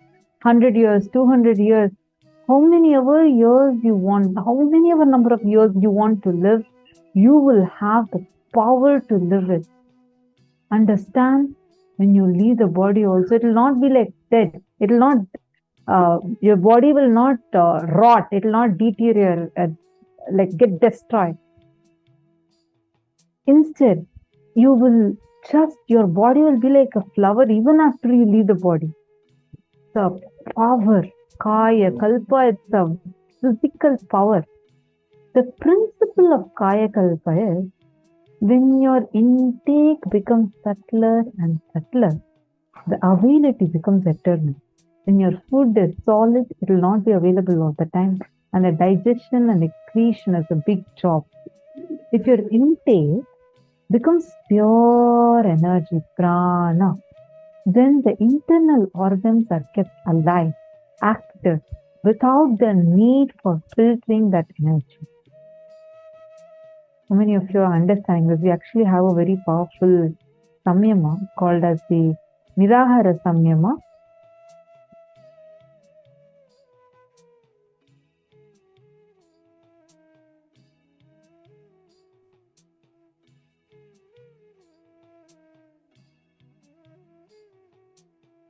Where Swamiji actually makes us to go beyond even the necessity of food.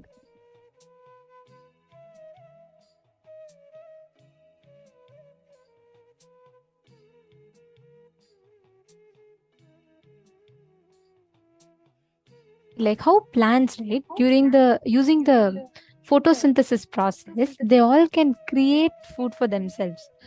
Each of our body has the innate ability to create food for ourselves. Each of our bodies has the ability to create food for ourselves, just like how plants do. Swamiji, using the Nirahara Samyama, awakens our body's innate ability to generate food for ourselves. And that is the science of Nirahara Samyama. Actually, tons of people have done this Nirahara Samyama successfully, and so many people are a witness to this. Like even she has done Nirahara Samyama for I think 6 months, right?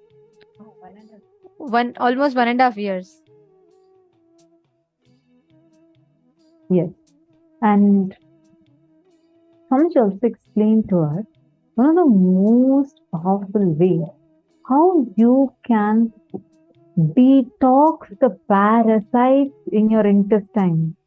Listen, Swamiji said, giving love to yourself and others, smiling at people, making people feel secured about being around you, and taking intense decisions to enrich the world and tyaga, sacrifice, cleanses and detoxes the parasites, microbes from your intestine.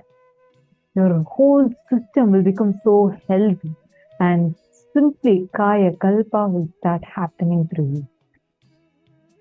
Again, this is another very powerful cognition. I request all of you to take a few minutes and type down this one cognition. I request all of you to do this. Is such, see, understand. Many times you feel like just a smile, just me smiling can do a difference. Yes. Your one smile, you will just be looking and smiling.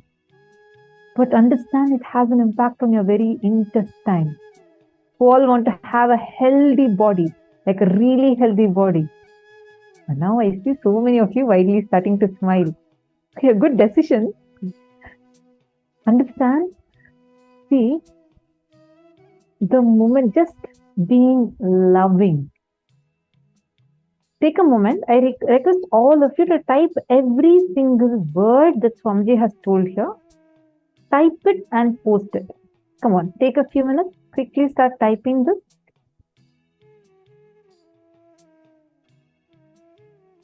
All of you take a moment. Type this and post it. Come on. Type this exact cognition and please post.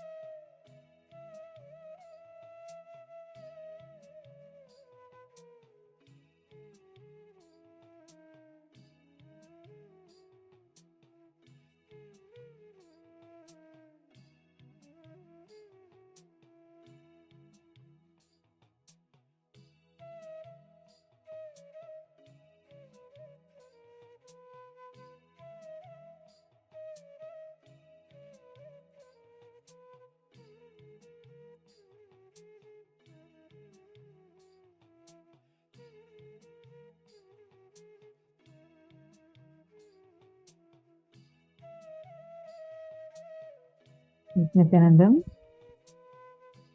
All of you typed out. I see only some of you who are typing. All others, please type it out. It's a very important cognition.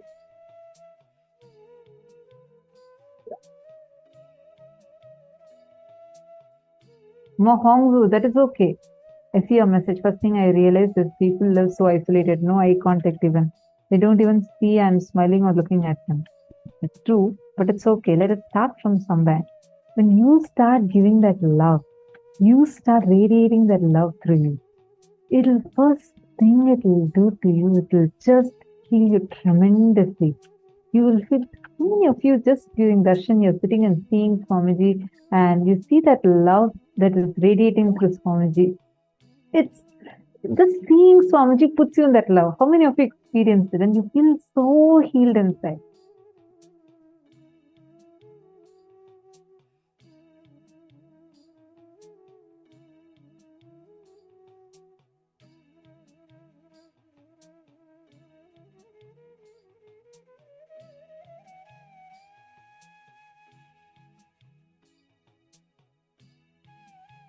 Nithyanandam, Ma Kitty, Nithyanandam, nice to have you here. Kitty from, where are you from? Nice to have you here. You're asking for a link. Which link exactly you're asking, Ma? I request you to, if you could just please let me know. I see you're asking heartfelt link. If you could tell me specifically, definitely our team would immediately share that link with you, Ma.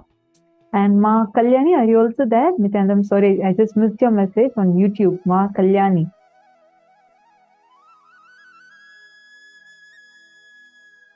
The contribution link, Ma Kitty, definitely we will share that with you. Our team would be posting that in the chat in just a few minutes. Where are you from? Nice to have you here. Where are you from?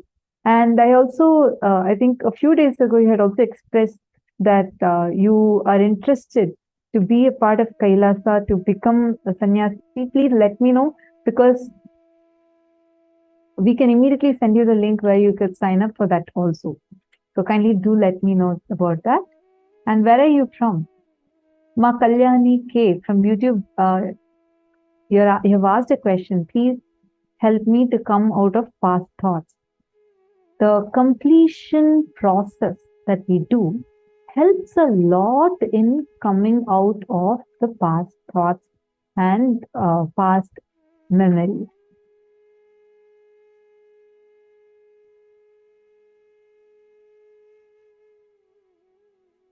We'll help you that process of completion now, but please let me know if you are here listening.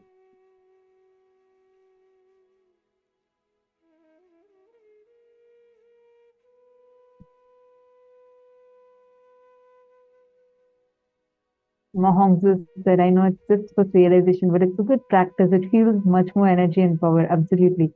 Mahongli Wong is saying, giving love to yourself, others, smiling at people. Yes, she has posted the powerful cognition. Wonderful. I think many of you who have already posted in other Zooms also, but still a lot more of you have not yet posted. Can I request all of you to post? Ma Shukrendrananda, Chinese participants can post it even in Chinese language, but I just request everyone to type it and post it. If you could just tell, sorry, in case you're translating, request if you could tell all the Chinese participants that they can post this just in Chinese itself.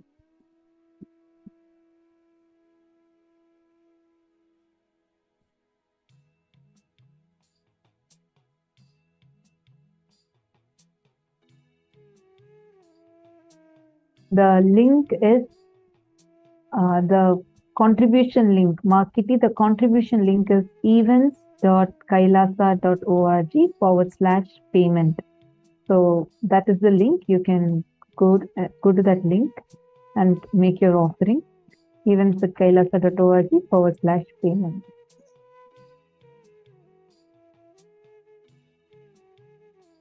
All right. So now, since all of you have typed out, see, the food, when it is physical, your longevity and health drastically reduces. When it becomes a liquid, your longevity and health increase. when it becomes just pure prana, your longevity and health increases way much more. Actually, Swamiji says this is the very way how Swamiji, one of Swamiji's gurus, Mauna Swami, with whom Swamiji explored the science of Kayakalpa as a child. He used to sit under the Iluppai tree. It's called as Iluppai Maram in Tamil.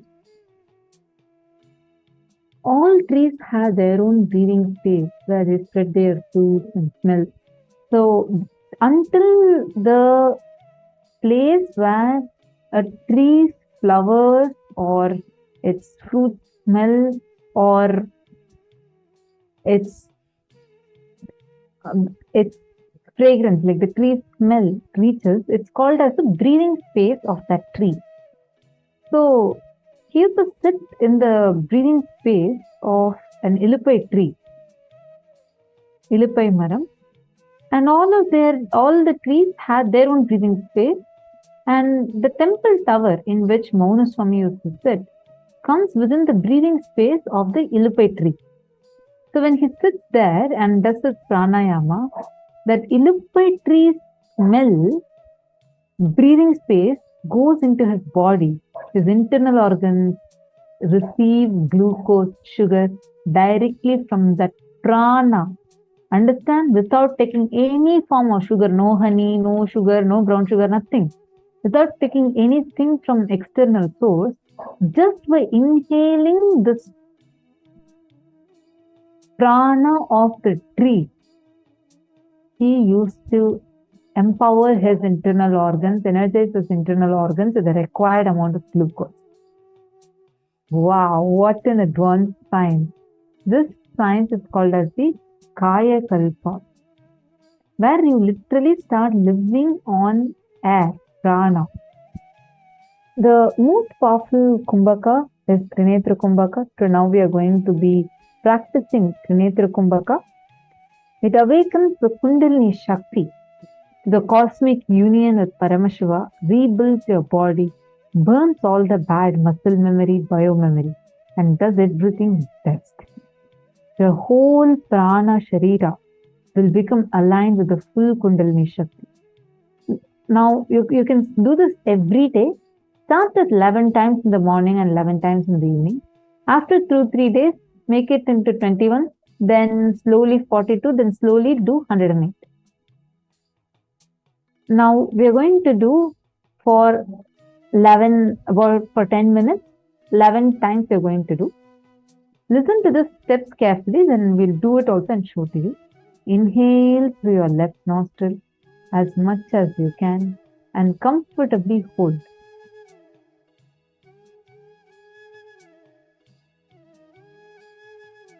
Going to first inhale through the left nostril as long as you can and as comfortably as you can, and hold both the nostrils without exhaling. You're not going to exhale. Okay, you're going to inhale and hold it. Next, you're going to inhale through the right nostril. You're not going to exhale this air out. You're inhaling and holding. And inhale without exhaling. Inhale through the right nostril and hold. And inhale through both the nostrils.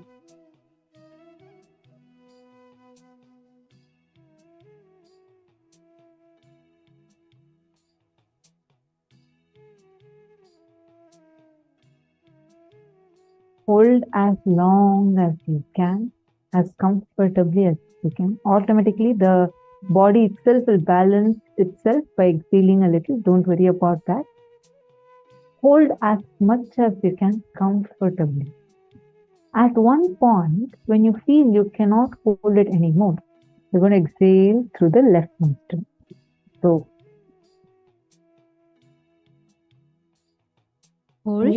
Hold as long as you can without exhaling. Now inhale through the right nostril and hold. Without exhaling, hold as long as you're comfortable. Now inhale through both the nostrils without exhaling, and hold for as long as you can, and exhale through the left nostril. This is one cycle. So like this, you're going to do 11 cycles. Are all of you clear? You're going to do this whole cycle 11 times. We're going to project the steps also for all of you, and all of you are going to be doing this process. Please start.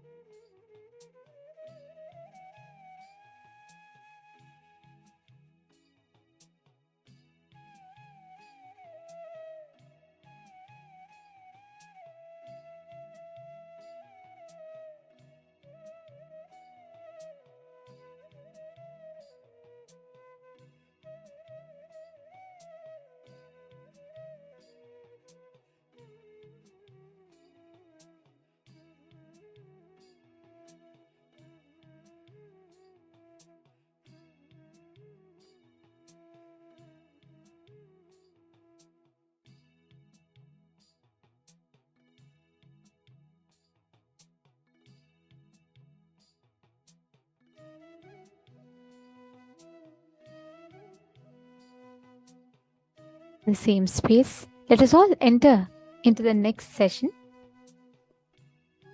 You all can relax slowly, very slowly. Please relax. Now, we're all going to be entering into the next part, where each of you are going to be manifesting a very particular power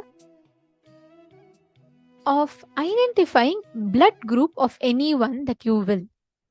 Whoever you want to manifest with, whoever you want to scan and identify, you're going to be manifesting the power of body scanning, where you're going to be scanning, identifying the exact issue the other person has, exact blood group of the other person, and you're going to be verifying. Let's make this short and quick, okay? Now, each of you that are here, connect to another person that is there, okay? One of the partners. You're only going to keep it short, just one round with each person, and you're going to be manifesting quickly where you scan another person's blood group. Shall we start?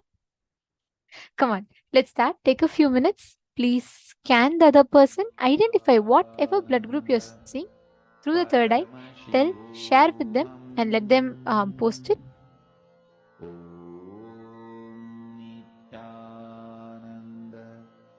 Paramashivam. Om Nithyananda Paramashivam.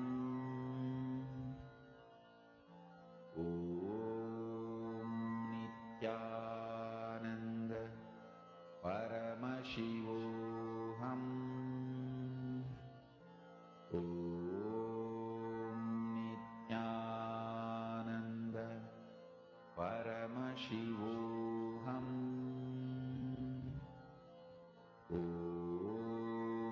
Nithyananda Paramashivam.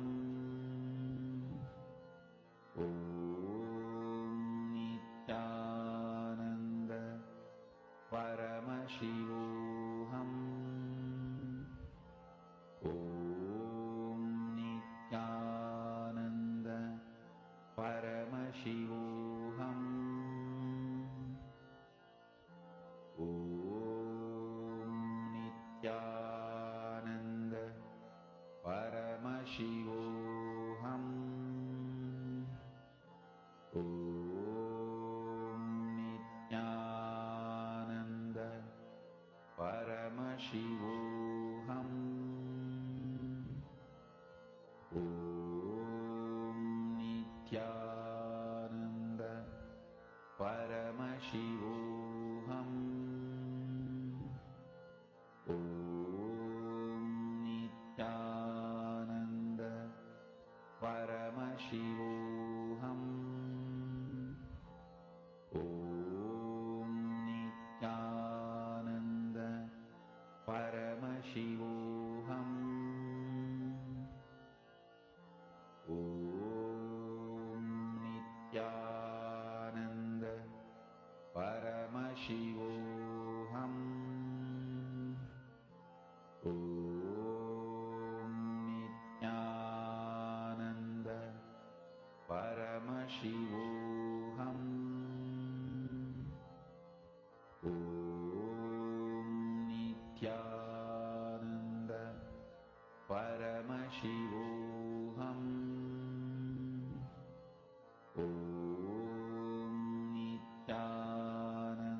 Paramashivam. Om Nithyananda Paramashivam. Om Nithyananda Paramashivam. Om Nithyananda Paramashivam. Mahamahavagya, spiritual lullaby for Samadhi. and Suprabhatam, wake up call, wake up song for Paramashiva. This Mahavagya is spiritual lullaby for you to fall into Samadhi. Suprabhatam, wake up song for Paramashiva to wake up in you. Just remember this one powerful cognition. This Mahavagya puts me in Samadhi. This is spiritual lullaby for Samadhi.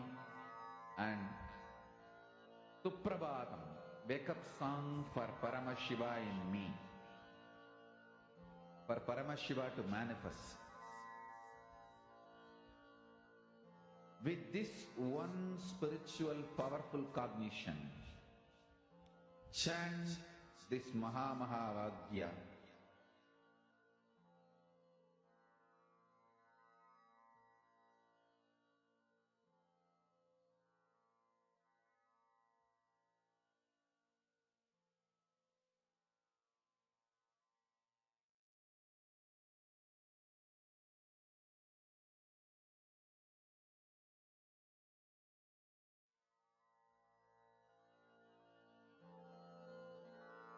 Mahavagya, spiritual lullaby for Samadhi. And Suprabhatam, wake up call, wake up song for Paramashiva. For Paramashiva to manifest. With this one spiritual powerful cognition, chant this Mahavagya. Om Nithyananda Paramashivoham. Om Nithyananda Paramashivoham. Om Nithyananda Paramashivoham. Om Nithyananda Paramashivoham. Om Nithyananda Paramashivoham. Om Nithyananda Paramashivoham. Om Nithyananda Paramashivoham. Om Nithyananda Paramashivoham. Om Nithyananda Paramashivoham. Om Nithyananda Paramashivoham. Om Nithyananda Paramashivoham. Om Nithyananda Paramashivoham.